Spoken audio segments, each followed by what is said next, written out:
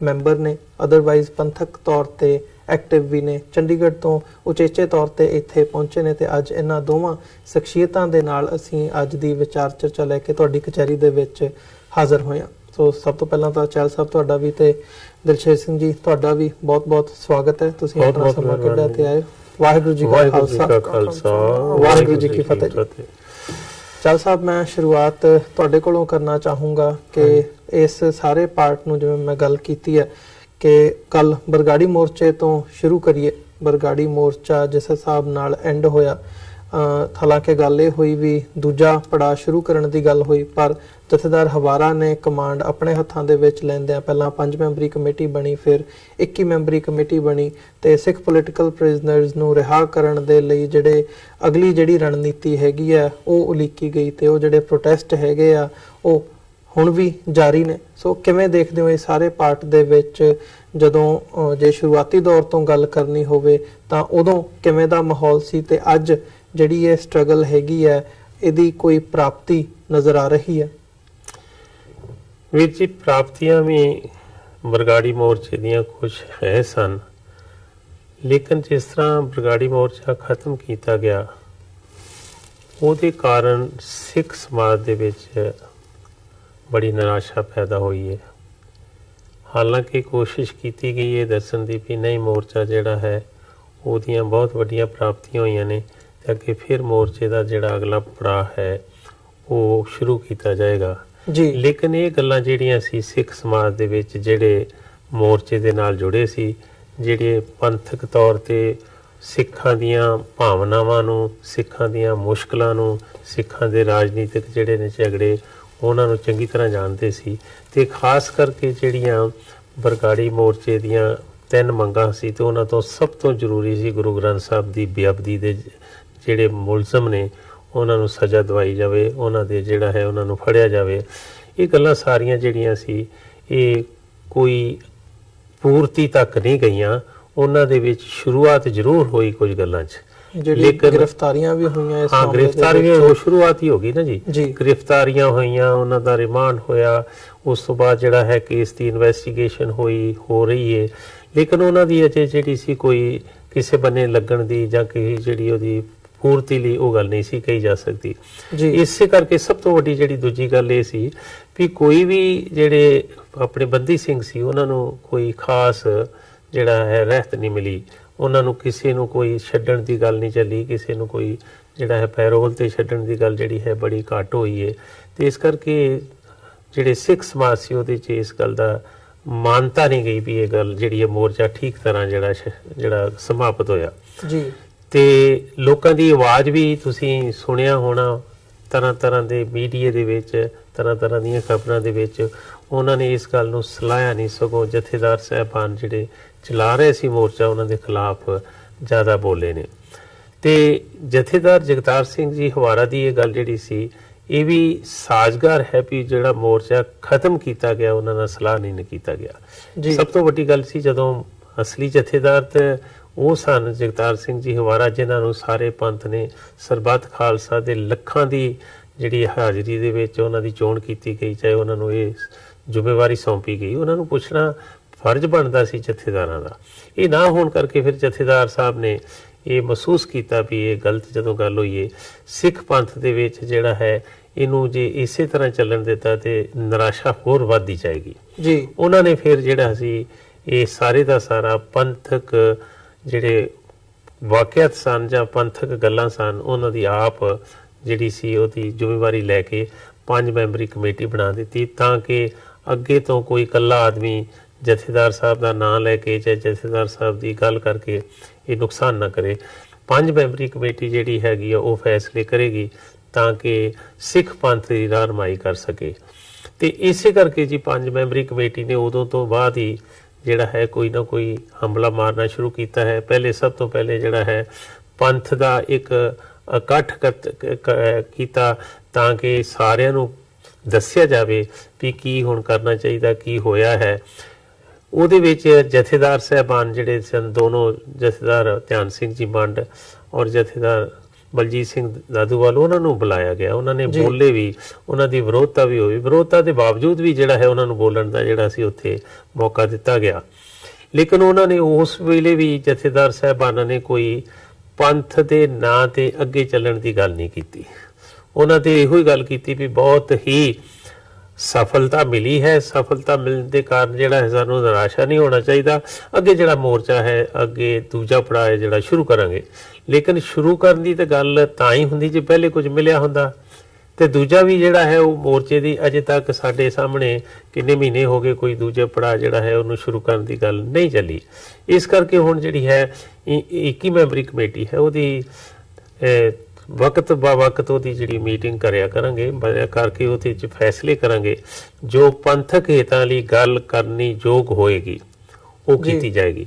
ਉਸ ਗੱਲ ਨੂੰ ਜਿਹੜਾ ਹੈ ਪੰਥਕ ਗੱਲਾਂ ਨੂੰ ਜਿਹੜਾ ਹੈ ਜਿੰਦਾ ਰੱਖਣ ਲਈ ਜਿਹੜੀਆਂ ਗੱਲਾਂ ਮੰਗਾਂ ਹੈਗੀਆਂ ਸੀ, ਤਦੇ 5 ਮੈਂਬਰੀ ਕਮੇਟੀ ਨੇ ਜੇਲ੍ਹਾਂ ਦੇ ਸਾਹਮਣੇ ਜਿਹੜਾ ਹੈ ਉਹ ਧਰਨੇ ਲਾਏ ਨੇ, ਤੇ 4 ਧਰਨੇ ਬੜੇ ਉੱਥੇ ਕਾਮਯਾਬ ਨੇ। ਸੰਗਤਾਂ ਆਈਆਂ ਨੇ, ਸੰਗਤਾਂ ਨੇ ਖਿਆਲ ਆਪਣੇ ਦੱਸੇ ਨੇ, ਔਰ ਇਹ ਸਾਰਿਆਂ ਦੇ ਮਹਿਸੂਸ ਕੀਤਾ ਹੈ ਜਿਹੜੇ ਵੀ ਹਾਜ਼ਰ ਸਨ ਜਾਂ ਜਿਹੜੇ ਬੁਲਾਰੇ ਸਨ ਵੀ ਨਹੀਂ, ਸਿੱਖਾਂ ਦੀ ਜਿਹੜੀ ਗੱਲ ਸੀ ਮੋਰਚੇ ਦੀ ਇੱਕਦਮ ਜਿਹੜਾ ਬੰਦ ਕਰ ਦਿੱਤਾ ਗਿਆ, ਉਹ ਨੁਕਸਾਨ ਉਹਨੇ ਜ਼ਿਆਦਾ ਕੀਤਾ ਹੈ ਤੇ ਫਾਇਦੇ ਉਹਦੇ ਬਹੁਤ ਘੱਟ ਹੋਏ ਨੇ। ਸੋ ਅਗਲਾ ਸਮਾਂ ਦੱਸੇਗਾ ਵੀ ਪੰਥ ਦੀ ਜਿਹੜੀ ਹੈਗੀ ਨਈਆ, ਪੰਥ ਦੀਆਂ ਜਿਹੜੀਆਂ ਮੁਸ਼ਕਲਾਂ ਨੇ, ਪੰਥ ਦੇ ਜਿਹੜੇ ਮਸਲੇ ਨੇ, ਉਹਨਾਂ ਨੂੰ ਜਥੇਦਾਰ ਜਗਤਾਰ ਸਿੰਘ ਜੀ ਹਵਾਰਾ ਦੀ ਰਹਿਨਮਾਈ ਦੇ ਨਾਲ ਜਿਹੜੀ 21 ਮੈਂਬਰੀ ਕਮੇਟੀ ਹੈ ਉਹ ਲੋਕਾਂ ਤੱਕ ਕਿੱਦਾਂ ਪਹੁੰਚ ਕਰਕੇ ਇਸ ਗੱਲ ਨੂੰ ਅੱਗੇ ਤੋਰਦੀ ਹੈ, ਇਹ ਗੱਲ ਸਮਾਂ ਦੱਸੇਗਾ। ਐਡੀ ਜਲਦੀ ਕੋਈ ਇੱਕਦਮ ਫੈਸਲਾ ਨਹੀਂ ਲਿਆ ਜਾ ਸਕਦਾ ਵੀਰ ਜੀ ਇਹਦੇ ਬਾਰੇ। ਜੀ ਦਲਸ਼ੇਰ ਸਿੰਘ ਜੀ, ਤੁਹਾਡੇ ਵੱਲ ਆਵਾਂ। ਤੁਸੀਂ ਜਥੇਦਾਰ ਹਵਾਰਾ ਦੀ ਜਿਹੜੀ ਕਮਾਂਡ ਦੇ ਹੇਠ ਇੱਕ ਕਮੇਟੀ ਬਣਾਈ ਗਈ ਹੈ 21 ਮੈਂਬਰੀ, ਇਹਦੇ ਵੀ ਮੈਂਬਰ ਹੋ, ਤੇ ਜੇ ਮੈਂ ਗਲਤ ਨਾ ਹੋਵਾਂ ਤਾਂ ਆਉਣ ਤੋਂ ਪਹਿਲਾਂ, ਇੱਥੇ ਅਮਰੀਕਾ ਆਉਣ ਤੋਂ ਪਹਿਲਾਂ ਤੁਸੀਂ ਉਹਨਾਂ ਨਾਲ ਮੁਲਾਕਾਤ ਵੀ ਕਰਕੇ ਆਏ ਹੋ। ਉਹਨਾਂ ਦੀ ਸਟੇਟ ਆਫ ਮਾਈਂਡ ਕੀ ਹੈਗੀ ਆ ਜਥੇਦਾਰ ਹਵਾਰਾ ਦੀ, ਜਾਂ ਇਸ ਸਾਰੀ ਸਿਚੁਏਸ਼ਨ ਨੂੰ ਉਹ ਕਿਵੇਂ ਦੇਖਦੇ ਨੇ? ਮੈਨੂੰ ਕਾਨੂੰਨੀ ਤੌਰ ਤੇ ਉਹਨਾਂ ਨਾਲ ਜਿਹੜਾ ਲੀਗਲ ਮੀਟਿੰਗ ਦਾ ਮੌਕਾ ਸਾਨੂੰ ਮਿਲਿਆ, 22 ਮਾਰਚ ਨੂੰ ਅਸੀਂ ਉਹਨਾਂ ਨਾਲ ਮੀਟਿੰਗ ਕੀਤੀ, ਜਿਹਨੂੰ ਅਸੀਂ ਜੇਲ੍ਹ ਦੇ ਵਿੱਚ ਲੀਗਲ ਮੀਟਿੰਗ ਦੇ ਨਾਮ ਨਾਲ ਕਰਦੇ ਹਾਂ ਗੱਲ। ਉਹ ਬੜੀ ਚੜ੍ਹਦੀ ਕਲਾ 'ਚ ਨੇ, ਉਹਨਾਂ ਦੀ ਸਿਹਤ ਵੀ ਚੰਗੀ ਆ, ਇੱਕੋ ਹੀ ਉਹਨਾਂ ਦੀ ਖਾਸ਼ ਹੈਗੀ ਆ ਕਿ ਪੰਥ ਚੜ੍ਹਦੀ ਕਲਾ 'ਚ ਰਵੇ। ਉਹਨਾਂ ਦੀ ਦੂਜੀ ਗੱਲ ਤਮੰਨਾ ਜਿਹੜੀ ਆ ਕਿ ਪੰਥ ਇਕੱਠਾ ਹੋਵੇ, ਜਿੰਨੀਆਂ ਸੰਪਰਦਾਵਾਂ ਨੇ, ਜਿੱਥੇ ਤੱਕ ਕਹਿੰਦੇ ਨੇ ਕਿ ਮੇਰੀ ਕੋਈ ਕਿਸੇ ਪ੍ਰਕਾਰ ਦੀ ਵੀ, ਮੈਂ ਜਿੱਦਾਂ ਤੁਸੀਂ ਗੱਲ ਕਰਦੇ ਹੋ, ਆਪਾਂ ਕੋਈ ਨਾ ਕੋਈ ਕੋਸ਼ਿਸ਼ ਕਰੀਏ, ਹੀਲਾ ਵਸੀਲਾ ਕਿੱਦਾਂ ਵੀ ਕਰਕੇ ਪੰਥ ਇਕੱਠਾ ਕਰੀਏ। ਸਭ ਤੋਂ ਜਿਹੜੀ ਉਹਨਾਂ ਦੀ ਇਹੋ ਹੀ ਖਾਸ਼ ਉਹਨਾਂ ਨੇ ਬਾਰ-ਬਾਰ ਰਿਪੀਟ ਕੀਤੀ ਕਿ ਮੈਂ ਚੜ੍ਹਦੀ ਕਲਾ 'ਚ ਹਾਂ, ਮੇਰਾ ਪੰਥ ਵੀ ਚੜ੍ਹਦੀ ਕਲਾ 'ਚ ਹੋਣਾ ਚਾਹੀਦਾ। ਇਸ ਕਰਕੇ ਉਹਨਾਂ ਨੇ ਬੇਨਤੀ ਕੀਤੀ ਆ ਕਿ ਤੁਸੀਂ ਪੰਥ ਨੂੰ ਇਕੱਠਾ ਕਰੋ। ਉਹਦੇ ਵਾਸਤੇ 5 ਮੈਂਬਰੀ ਤੋਂ ਬਾਅਦ 21 ਮੈਂਬਰੀ ਜਿਹੜੀ ਇਲੈਬੋਰੇਟ ਕੀਤੀ ਹੈ, ਉਹਦੇ ਹਰ ਯਤਨ ਹੈ, ਹਰ ਪ੍ਰੋਗਰਾਮ ਦੇ ਵਿੱਚ ਕੋਸ਼ਿਸ਼ ਰਹਿੰਦੀ ਆ ਹਰ ਮੀਡੀਅਮ ਦੇ ਰਾਹੀਂ। ਇਸ ਵੇਲੇ ਸੋਸ਼ਲ ਮੀਡੀਆ ਦਾ ਜਿਹੜਾ ਮੀਡੀਅਮ ਚੱਲ ਰਿਹਾ ਹੈ, ਜ਼ਮਾਨਾ ਹੈਗਾ, ਅਸੀਂ ਉੱਥੇ ਵੀ ਜਿਹੜਾ ਬੇਨਤੀ ਕਰਦੇ ਹਾਂ ਪੰਥਕ ਸ਼ਖਸੀਅਤਾਂ ਨੂੰ, ਪੰਥ ਦਰਦੀਆਂ ਨੂੰ, ਜਿਹੜੇ ਪੰਜਾਬ ਦੀ ਚੜ੍ਹਦੀ ਕਲਾ ਜਾਂ ਕਿਸੇ ਕੌਮ ਦੀ ਚੜ੍ਹਦੀ ਕਲਾ ਦੀ ਗੱਲ ਕਰਦੇ ਨੇ, ਸੋਚਦੇ ਨੇ ਕਿ ਅਸੀਂ ਜਿਹੜੇ ਜਥੇਦਾਰ ਸਾਹਿਬ ਦੀ ਕਮੇਟੀ ਵੱਲੋਂ ਪ੍ਰੋਗਰਾਮ ਦਿੱਤੇ ਜਾ ਰਹੇ ਨੇ ਪੰਥ ਦੀ ਚੜ੍ਹਦੀ ਕਲਾ ਵਾਸਤੇ, ਉੱਥੇ ਹਿੱਸਾ ਪਾਈਏ। ਅਸੀਂ ਹਰ ਵੇਲੇ ਹੀ ਇਹ ਕੋਸ਼ਿਸ਼ ਕਰਦੇ ਹਾਂ। ਇੱਥੇ ਸਮਾਂ ਜਿੱਦਾਂ ਚਹਿਲ ਸਾਹਿਬ ਨੇ ਦੱਸਿਆ ਕਿ ਅਜੇ ਬੂਟਾ ਲੱਗਾ ਹੈ, ਹੌਲੀ ਹੌਲੀ ਇਹਦਾ ਫਲ ਆਏਗਾ। ਸਾਨੂੰ ਉਮੀਦ ਹੈਗੀ ਆ ਕਿ ਪੰਥ ਚੜ੍ਹਦੀ ਕਲਾ ਦੇ ਵਿੱਚ ਜਾਏਗਾ ਜੀ। ਤੇ ਜਥੇਦਾਰ ਸਾਹਿਬ ਦੀ ਇਸ ਗੱਲੋਂ ਸਾਨੂੰ ਇਹ ਗੱਲ ਬੜੀ ਕਮਾਲ ਦੀ ਲੱਗੀ ਕਿ ਗਏ ਤੇ ਅਸੀਂ ਉਹਨਾਂ ਦੀ ਕਾਨੂੰਨੀ ਮੁਲਾਕਾਤ ਕਰਨ ਸੀ, ਉਹਨਾਂ ਨੇ ਆਪਣੇ ਕੇਸ ਬਾਰੇ ਕੋਈ ਗੱਲ ਨਹੀਂ ਕੀਤੀ। ਕਹਿੰਦੇ ਤੁਸੀਂ ਇਹਨੂੰ ਛੱਡੋ, ਪੰਥ ਦੀ ਗੱਲ ਦੱਸੋ। ਲਾਸਟ ਦੇ ਵਿੱਚ ਇਹ ਵੀ ਉਹਨਾਂ ਨੇ ਫਿਰ ਬੇਨਤੀ ਕੀਤੀ ਕਿ ਜਿਹੜਾ ਸੱਜਣ ਰੁੱਸਿਆ ਵੀ ਆ ਜਾਂ ਕਿਸੇ ਗੱਲੋਂ ਕੋਈ ਉਹਨੂੰ ਮੁਸ਼ਕਲ ਹੈਗੀ ਆ, ਉਹਦੀ ਮੁਸ਼ਕਲ ਦੂਰ ਕਰੋ, ਉਹਨੂੰ ਮੇਰੇ ਵੱਲੋਂ ਪਰਸਨਲ ਬੇਨਤੀ ਕਰੋ ਕਿ ਤੂੰ ਪੰਥ ਦੀ ਚੜ੍ਹਦੀ ਕਲਾ ਵਾਸਤੇ ਇਕੱਠੇ ਹੋਈਏ। ਅਸੀਂ ਉਹਨਾਂ ਦੇ ਵਿਚਾਰੇ ਨੇ ਬਹੁਤ, ਉਹਨਾਂ ਦੀ ਜਿਹੜੀ ਪੰਥਕ ਸੋਚ ਹੈਗੀ ਆ, ਇਸ ਵੇਲੇ ਮੇਰੇ ਹਿਸਾਬ ਨਾਲ ਜਿਹੜੇ ਜਥੇਦਾਰ ਜਗਤਾਰ ਸਿੰਘ ਹਵਾਰਾ ਨੇ, ਉਹ ਕੌਮ ਦੀ ਚੜ੍ਹਦੀ ਕਲਾ ਲਈ ਗੱਲ ਕਰ ਰਹੇ ਨੇ। ਸਾਡੇ ਕੋਲ ਉਹਨਾਂ ਤੋਂ ਵੱਡਾ ਬਦਲ ਕੋਈ ਨਹੀਂ ਹੈਗਾ। ਉਹ ਕੌਮ ਨੂੰ ਬਿਲਕੁਲ ਇੱਕ ਸਹੀ ਰਾਹ ਤੇ ਲੈ ਕੇ ਜਾਣਾ ਚਾਹੁੰਦੇ ਨੇ। ਜਿਹੜੀ ਕੌਮ ਦੀਆਂ ਮੁਸ਼ਕਲਾਵਾਂ ਨੇ ਉਹਨਾਂ ਚੋਂ ਕੱਢ ਦੇਣਗੇ ਜੇ ਕੌਮ ਉਹਨਾਂ ਦੀ ਗੱਲ ਮੰਨ ਕੇ ਕੌਮ ਦੇ ਦਿੱਤੇ ਜਿਹੜੇ ਪ੍ਰੋਗਰਾਮ ਨੇ ਉਹਨਾਂ ਦੇ ਵਿੱਚ ਸ਼ਮੂਲੀਅਤ ਕਰੀਏ। ਜੀ ਜੀ ਬਿਲਕੁਲ। ਚਾਹਲ ਸਾਹਿਬ, ਜਿਵੇਂ ਭਾਈ ਸਾਹਿਬ ਨੇ ਵੀ ਗੱਲ ਕੀਤੀ ਹੈ ਇਕੱਠੇ ਹੋਣ ਦੀ, ਤੁਸੀਂ ਜਾਂ ਓਵਰਆਲ ਤੁਹਾਡਾ ਵੀ ਇਹ ਵਿਚਾਰ ਹੈਗਾ ਵੀ ਬਰਗਾੜੀ ਮੋਰਚਾ ਜਿਵੇਂ ਸਮਾਪਤ ਕੀਤਾ ਗਿਆ ਉਹਦੇ ਵਿੱਚੋਂ ਨਿਰਾਸ਼ਤਾ ਜ਼ਿਆਦਾ ਨਿਕਲੀ ਹੈ, ਪਰ ਜਿਹੜੀ ਉਸ ਸਮੇਂ ਤੋਂ ਬਾਅਦ ਪਿਛਲੇ ਮਹੀਨਿਆਂ ਦੇ ਵਿੱਚ ਜੇ ਦੇਖਿਆ ਜਾਵੇ 4 ਧਰਨਿਆਂ ਦੀ ਤੁਸੀਂ ਗੱਲ ਕਰਦੇ ਹੋ, ਕਿੰਨਾ ਕੁ ਸਫਲ ਮੰਨਦੇ ਹੋ ਇਸ ਪਾਰਟ ਨੂੰ ਕਿ 5 ਮੈਂਬਰੀ ਕਮੇਟੀ ਤੋਂ ਬਾਅਦ 21 ਮੈਂਬਰੀ ਕਮੇਟੀ ਬਣੀ, ਤੇ ਕੀ ਹੁਣ ਤੱਕ 21 ਮੈਂਬਰੀ ਕਮੇਟੀ ਦੀ ਜਿਹੜੀ ਕਾਰਗੁਜ਼ਾਰੀ ਹੈਗੀ ਆ ਪੰਥ ਨੂੰ ਇਕੱਠਿਆਂ ਕਰਨ ਦੇ ਵਿੱਚ, ਜਾਂ ਜਿਹੜੀਆਂ ਮੰਗਾਂ ਨਹੀਂ ਸਨ ਕੰਪਲੀਟ ਹੋ ਸਕੀਆਂ ਫੁੱਲੀ ਅਪ ਟੂ ਦ ਐਕਸਟੈਂਟ, ਉਹਨਾਂ ਨੂੰ ਪੂਰਨ ਕਰਨ ਦੇ ਲਈ ਜਾਂ ਅਮਲੀ ਜਾਮਾ ਪਹਿਨਾਉਣ ਦੇ ਲਈ ਕਿੰਨੀ ਕੁ ਸਫਲਤਾ ਮਿਲ ਸਕੀ ਹੈ? ਵੀਰ ਜੀ, ਜਿਹੜੀ 5 ਮੈਂਬਰੀ ਕਮੇਟੀ ਹੈ ਉਹਦੇ ਇੱਕਦਮ ਬਣਨ ਤੋਂ ਬਾਅਦ ਇੱਕਦਮ ਜਿਹੜੀ ਇਹ ਫੈਸਲਾ ਕੀਤਾ ਗਿਆ ਜੇਲ੍ਹਾਂ ਦੇ ਬਾਹਰ ਜਿਹੜੇ ਧਰਨੇ ਦੇਣ ਦਾ, ਤੇ ਉਹਦੇ ਨਾਲ ਮਤਲਬ ਕੋਈ 1.5 ਮਹੀਨੇ ਦਾ ਵਕਫਾ ਲੱਗ ਗਿਆ ਹੈ। ਤੇ ਹੁਣ ਜਿਹੜੀ 21 ਮੈਂਬਰੀ ਕਮੇਟੀ ਬਣੀ ਉਹ ਤੇ ਥੋੜ੍ਹੇ ਜਿਹੇ ਦਿਨ ਹੀ ਹੋਏ ਬਣੀ ਨੇ ਜੀ। ਤੇ ਉਹਨਾਂ ਦੀ ਮੀਟਿੰਗ ਜਿਹੜੀ ਹੈ ਕੋਈ ਜਿਹੜੀ ਹੈਗੀ ਆ ਸਾਰਥਿਕ ਏਜੰਡਾ ਲੈ ਕੇ ਨਹੀਂ ਕੀਤੀ ਗਈ। ਉਹ ਇੱਕਦਮ ਕਰਕੇ ਫੈਸਲਾ ਕਰਕੇ ਤਾਂ ਹੀ ਗੱਲ ਬਣੇਗੀ। ਇਹ ਜਿਹੜਾ ਪੰਥਕ ਮਸਲੇ ਨੇ ਇਹ ਬੜੇ ਚਿਰਾਂ ਦੇ ਉਲਝੇ ਪਏ ਨੇ। ਪੰਥ ਦੇ ਵਿੱਚ ਜਿਹੜੀਆਂ ਨੇ ਉਹ ਸਾਰੀਆਂ ਸ਼ਖਸੀਅਤਾਂ ਨੂੰ ਇਕੱਠਾ ਕਰਨਾ ਜਿਹੜਾ ਹੈ ਉਹ ਵੀ ਇੱਕ ਥੋੜ੍ਹੇ ਜਿਹੇ ਸਮੇਂ ਦੀ ਗੱਲ ਨਹੀਂ, ਉਹਦੇ ਲਈ ਵੀ ਸਮਾਂ ਚਾਹੀਦਾ ਹੈ। ਇਕੱਲੇ ਇਕੱਲੇ ਜਾ ਕੇ ਸੱਜਣ ਨੂੰ ਇਸ ਗੱਲ 'ਤੇ ਜਿਹੜਾ ਹੈ ਮਨਾਉਣਾ ਵੀ ਇਹ ਜੀ ਪੰਥਕ ਏਕਤਾ ਜਿਹੜੀ ਹੈ ਸਮੇਂ ਦੀ ਲੋੜ ਹੈ ਤੇ ਤੁਸੀਂ ਨਾਲ ਚੱਲੋ। ਇਹ ਗੱਲਾਂ ਜਦੋਂ ਸਾਰੀਆਂ ਸਾਰਥਿਕ ਕਦਮ ਪੁੱਟਣ ਦੇ ਨਾਲ ਇਹਨਾਂ ਦਾ ਨਤੀਜਾ ਆਉਣਾ ਸ਼ੁਰੂ ਹੋਏਗਾ। ਇੱਕਦਮ ਇਹਨਾਂ ਦਾ ਨਤੀਜਾ ਆ ਨਹੀਂ ਸਕਦਾ। ਉਹਦਾ ਕਾਰਨ ਇਹ ਹੈ ਵੀ ਇਸ ਵੇਲੇ ਪੰਜਾਬ ਦੀ ਜਿਹੜੀ ਰਾਜਨੀਤਿਕ ਸਥਿਤੀ ਆ ਉਹ ਇਲੈਕਸ਼ਨ ਦੇ ਵਿੱਚ ਉਲਝੀ ਪਈ ਹੈ। ਬਹੁਤੇ ਲੋਕ ਜਾਂ ਬਹੁਤੇ ਲੀਡਰ ਜਿਹੜੇ ਨੇ ਉਹ ਇਲੈਕਸ਼ਨਾਂ ਦੇ ਵਿੱਚ ਰੁੱਝੇ ਹੋਣ ਕਰਕੇ ਉਹ ਸਾਡੀ ਜਿਹੜੀ ਗੱਲ ਹੈ ਉਹਨੂੰ ਅਜੇ ਇੰਨੀ ਤਵੱਜੋ ਨਾਲ ਨਹੀਂ ਲੈਣਗੇ। ਤੇ ਸਾਡਾ ਵੀ ਇਹ ਕੋਸ਼ਿਸ਼ ਕਰ ਰਹੇ ਹਾਂ ਅਸੀਂ ਵੀ ਪੰਥਕ ਤੌਰ ਤੇ ਕੁਝ ਜਿਹੜੇ ਪੰਥਕ ਹਿੱਤਾਂ ਦੀ ਰਾਖੀ ਕਰ ਸਕਦੇ ਨੇ ਮੈਂਬਰ ਪਾਰਲੀਮੈਂਟ ਦੇ ਕੈਂਡੀਡੇਟ ਬਣੇ ਨੇ ਉਹਨਾਂ ਦੀ ਮਦਦ ਕਰੀਏ, ਉਹਨਾਂ ਦੇ ਹੱਕ 'ਚ ਪ੍ਰਚਾਰ ਕਰੀਏ, ਉਹਨਾਂ ਦੇ ਜਾ ਕੇ ਜਿਹੜਾ ਹੈ ਉਹਨਾਂ ਦੇ ਨਾਲ ਸ਼ਮੂਲੀਅਤ ਦੇ ਕੇ ਵੀ ਅਸੀਂ ਦੱਸੀਏ ਵੀ ਅਸੀਂ ਉਸ ਆਦਮੀ ਦੀ ਸਪੋਰਟ ਕਰਦੇ ਹਾਂ ਜਿਹੜਾ ਪੰਥਕ ਵਿਚਾਰਧਾਰਾ ਦਾ ਹੈ ਜਾਂ ਇਨਸਾਨੀਅਤ ਦੀ ਕੀਮਤ ਕਦਰ ਕਰਦਾ ਹੈ ਜਾਂ ਪੰਜਾਬ ਦੇ ਹਿੱਤਾਂ ਲਈ ਕੰਮ ਕਰਦਾ ਹੈ ਜੀ। ਇਸ ਮਾਮਲੇ 'ਚ ਅਸੀਂ ਜਿਹੜਾ ਹੈ ਅੱਗੇ ਆਉਣ ਦੀ ਕੋਸ਼ਿਸ਼ ਕਰ ਰਹੇ ਹਾਂ। ਸਾਡੇ ਕੁਝ ਜਿਹੜੇ ਮੈਂਬਰ ਕਮੇਟੀ ਨੇ ਗੱਲ ਵੀ ਕਰ ਰਹੇ ਨੇ, ਉਹ ਇਸ ਗੱਲ 'ਤੇ ਇਸ ਵਿਚਾਰਧਾਰਾ 'ਤੇ ਚੱਲ ਵੀ ਰਹੇ ਨੇ। ਜਿਸ ਤਰ੍ਹਾਂ ਹੁਣ ਇਹ ਵੇਖਣ ਨੂੰ ਮਿਲ ਰਿਹਾ ਹੈ ਜਾਂ ਇਹ ਗੱਲ ਜਿਹੜੀ ਬੜੀ ਪੱਕੀ ਧਾਰਨਾ ਦੀ ਹੈ ਵੀ ਬੀਬੀ ਪਰਮਜੀਤ ਕੌਰ ਜੀ ਖਾਲੜਾ ਜਿਹੜੇ ਨੇ ਉਹ ਪੰਥਕ ਹਿੱਤਾਂ ਲਈ ਬਹੁਤ ਵੱਡੀ ਜਦੋਜਹਿਦ ਕਰਦੇ ਆਏ ਨੇ। ਉਹਨਾਂ ਨੇ ਜਿਹੜੀ ਹੈਗੀ ਆ ਮਨੁੱਖੀ ਅਧਿਕਾਰ ਉਹਨਾਂ ਦੀ ਵੀ ਬਹੁਤ ਵੱਡੀ ਗੱਲ ਕੀਤੀ ਹੈ। ਉਹਨਾਂ ਦੇ ਪਤੀ ਨੇ ਮਨੁੱਖੀ ਅਧਿਕਾਰਾਂ ਦੀ ਗੱਲ ਕਰਦੇ ਕਰਦੇ ਆਪਣੀ ਸ਼ਹਾਦਤ ਦੇ ਦਿੱਤੀ ਹੈ। ਉਹਦੀ ਜਿਹੜੀ ਹੈਗੀ ਆ ਉਹਨਾਂ ਨੂੰ ਚੋਣ ਦੇ ਵਿੱਚ ਪ੍ਰਚਾਰ ਕਰਕੇ ਉਹਨਾਂ ਦੀ ਮਦਦ ਕਰਨਾ ਅਸੀਂ ਇਹ ਫੈਸਲਾ ਕਰਨ ਦੀ ਗੱਲ ਜਿਹੜੀ ਹੈ ਤੈਅ ਹੀ ਕਰ ਲਈ ਲਗਭਗ। ਇਸੇ ਤਰ੍ਹਾਂ ਜਿਸ ਤਰ੍ਹਾਂ ਧਰਮਵੀਰ ਗਾਂਧੀ ਨੇ ਪਟਿਆਲਾ ਤੋਂ, ਉਹ ਪੰਜਾਬ ਦੇ ਹਿੱਤਾਂ 'ਚ ਬਹੁਤ ਹੀ ਵੱਡੀ ਆਵਾਜ਼ ਦੇ ਰਹੇ ਨੇ ਜੀ। ਉਹਨਾਂ ਨੇ ਜਿਹੜਾ ਹੈ ਪੰਜਾਬ ਦੇ ਹਿੱਤਾਂ ਦੀ ਗੱਲ ਇੱਥੋਂ ਤੱਕ ਲੈ ਗਏ ਨੇ ਵੀ ਪੰਜਾਬ ਦੇ ਵਿੱਚ ਜੇ ਆਟੋਨੋਮੀ ਵੀ ਅਨੰਦਪੁਰ ਦੇ ਮਤੇ ਦੀ ਵੀ ਗੱਲ ਹੋਏ ਉਹ ਵਾਜਬ ਹੈ। ਸਟੇਟਾਂ ਨੂੰ ਜਿੰਨਾ ਚਿਰ ਵੱਡੇ ਅਧਿਕਾਰ ਨਹੀਂ ਦਿੱਤੇ ਜਾਂਦੇ ਸਟੇਟਾਂ ਜਿਹੜੀਆਂ ਨੇ ਵੱਧ ਨਹੀਂ ਸਕਣਗੀਆਂ। ਉਹਨਾਂ ਨੇ ਜੋ ਪੰਜਾਬ ਦੇ ਨਾਲ ਬੇਇਨਸਾਫੀਆਂ ਹੋਈਆਂ ਨੇ ਉਹ ਬੜੇ ਭਰਪੂਰ ਜਿਹੜੇ ਸ਼ਬਦਾਂ ਨਾਲ ਉਹਨਾਂ ਦੀ ਨਿਖੇਧੀ ਕੀਤੀ ਆ ਔਰ ਉਹ ਗੱਲ ਕਰਨ ਦੀ ਕੋਸ਼ਿਸ਼ ਕੀਤੀ ਵੀ ਪੰਜਾਬ ਦੀ ਜਿਹੜੀ ਹੈਗੀ ਆ ਤਰੱਕੀ ਕਦੀ ਵੀ ਨਹੀਂ ਹੋ ਸਕਦੀ ਜੇ ਪੰਜਾਬ ਦੇ ਖਿਲਾਫ ਜਿਹੜੀਆਂ ਸਟੇਟ ਗਵਰਨਮੈਂਟ ਆਫ ਇੰਡੀਆ ਦੀਆਂ ਪਾਲਿਸੀਜ਼ ਨੇ ਉਹ ਚਾਲੂ ਰਹੀਆਂ ਤੇ ਪੰਜਾਬ ਦਾ ਬਹੁਤ ਵੱਡਾ ਨੁਕਸਾਨ ਹੋਇਆ, ਅੱਗੇ ਹੋਰ ਹੁੰਦਾ ਰਹੇਗਾ। ਇਸੇ ਤਰ੍ਹਾਂ ਜਿਹੜਾ ਹੈ ਗਿਆਸਪੁਰਾ ਜੀ ਪਟਿਆਲੇ ਤੋਂ ਖੜੋਤੇ ਨੇ, ਉਹ ਵੀ ਪੰਥਕ ਹਿੱਤਾਂ 'ਚ ਉਹਨਾਂ ਨੇ ਪਿਛਲੇ ਪੰਥਕ ਮਾਮਲਿਆਂ 'ਚ ਬੜੀ ਦਿਲਚਸਪੀ ਦਿਖਾਈ ਹੈ ਤੇ ਦਿਲਚਸਪੀ ਦਿਖਾਉਣ ਦੇ ਨਾਲ ਉਹਨਾਂ ਨੇ ਆਪਣਾ ਨਾਮ ਬਣਾ ਲਿਆ ਹੈ। ਮਨੁੱਖੀ ਅਧਿਕਾਰਾਂ ਦੀ ਵੀ ਗੱਲ ਕੀਤੀ ਹੈ। ਸੋ ਇਸ ਤਰ੍ਹਾਂ ਦਾ ਜੋ ਅੱਗੇ ਕੋਈ ਵੀ ਸਾਨੂੰ ਹੋਰ ਜਿਹੜਾ ਹੈ ਕੈਂਡੀਡੇਟ ਸਾਡੀ ਨਜ਼ਰ 'ਚ ਆਉਂਦਾ ਅਸੀਂ ਉਹਨਾਂ ਦੀ ਜਿਹੜੀ ਹੈਗੀ ਆ ਇਸ ਮਾਮਲੇ 'ਚ ਕੁਝ ਸਮਾਂ ਜਿਹੜਾ ਲਾਵਾਂਗੇ, ਉਹਨਾਂ ਦੀ ਮਦਦ ਕਰਾਂਗੇ ਤੇ ਨਾਲ ਹੀ ਨਾਲ ਪੰਥਕ ਅੱਗੇ ਕੀ ਕਾਰਵਾਈ ਕਰਨੀ ਚਾਹੀਦੀ ਇਹਦੇ 'ਚ ਅਸੀਂ ਮੀਟਿੰਗਾਂ ਕਰਕੇ ਤੇ ਜਿਹੜੀ ਬਾਕੀ ਸਾਰੀ ਸਿੱਖ ਸੰਗਤ ਹੈ ਸਾਡੇ ਨਾਲ, ਹੁਣ ਜਿਸ ਤਰ੍ਹਾਂ ਅਸੀਂ ਪੰਜਾਬ ਦੇ ਵਿੱਚ ਮਹਿਦੂਦ ਨਹੀਂ ਹੈਗੇ, ਸਾਡੇ ਨਾਲ ਬਾਹਰ ਮੁਲਕਾਂ ਦੇ ਵਿੱਚ ਬੜੇ ਵੱਡੇ ਜਿਹੜੇ ਹੈ ਸਾਈਜ਼ ਦੇ ਵਿੱਚ ਸਾਡੇ ਨਾਲ ਸੰਗਤਾਂ ਜੁੜਦੀਆਂ ਨੇ, ਸੰਗਤਾਂ ਨਾਲ ਸਾਡੀ ਸਾਂਝ ਹੈ।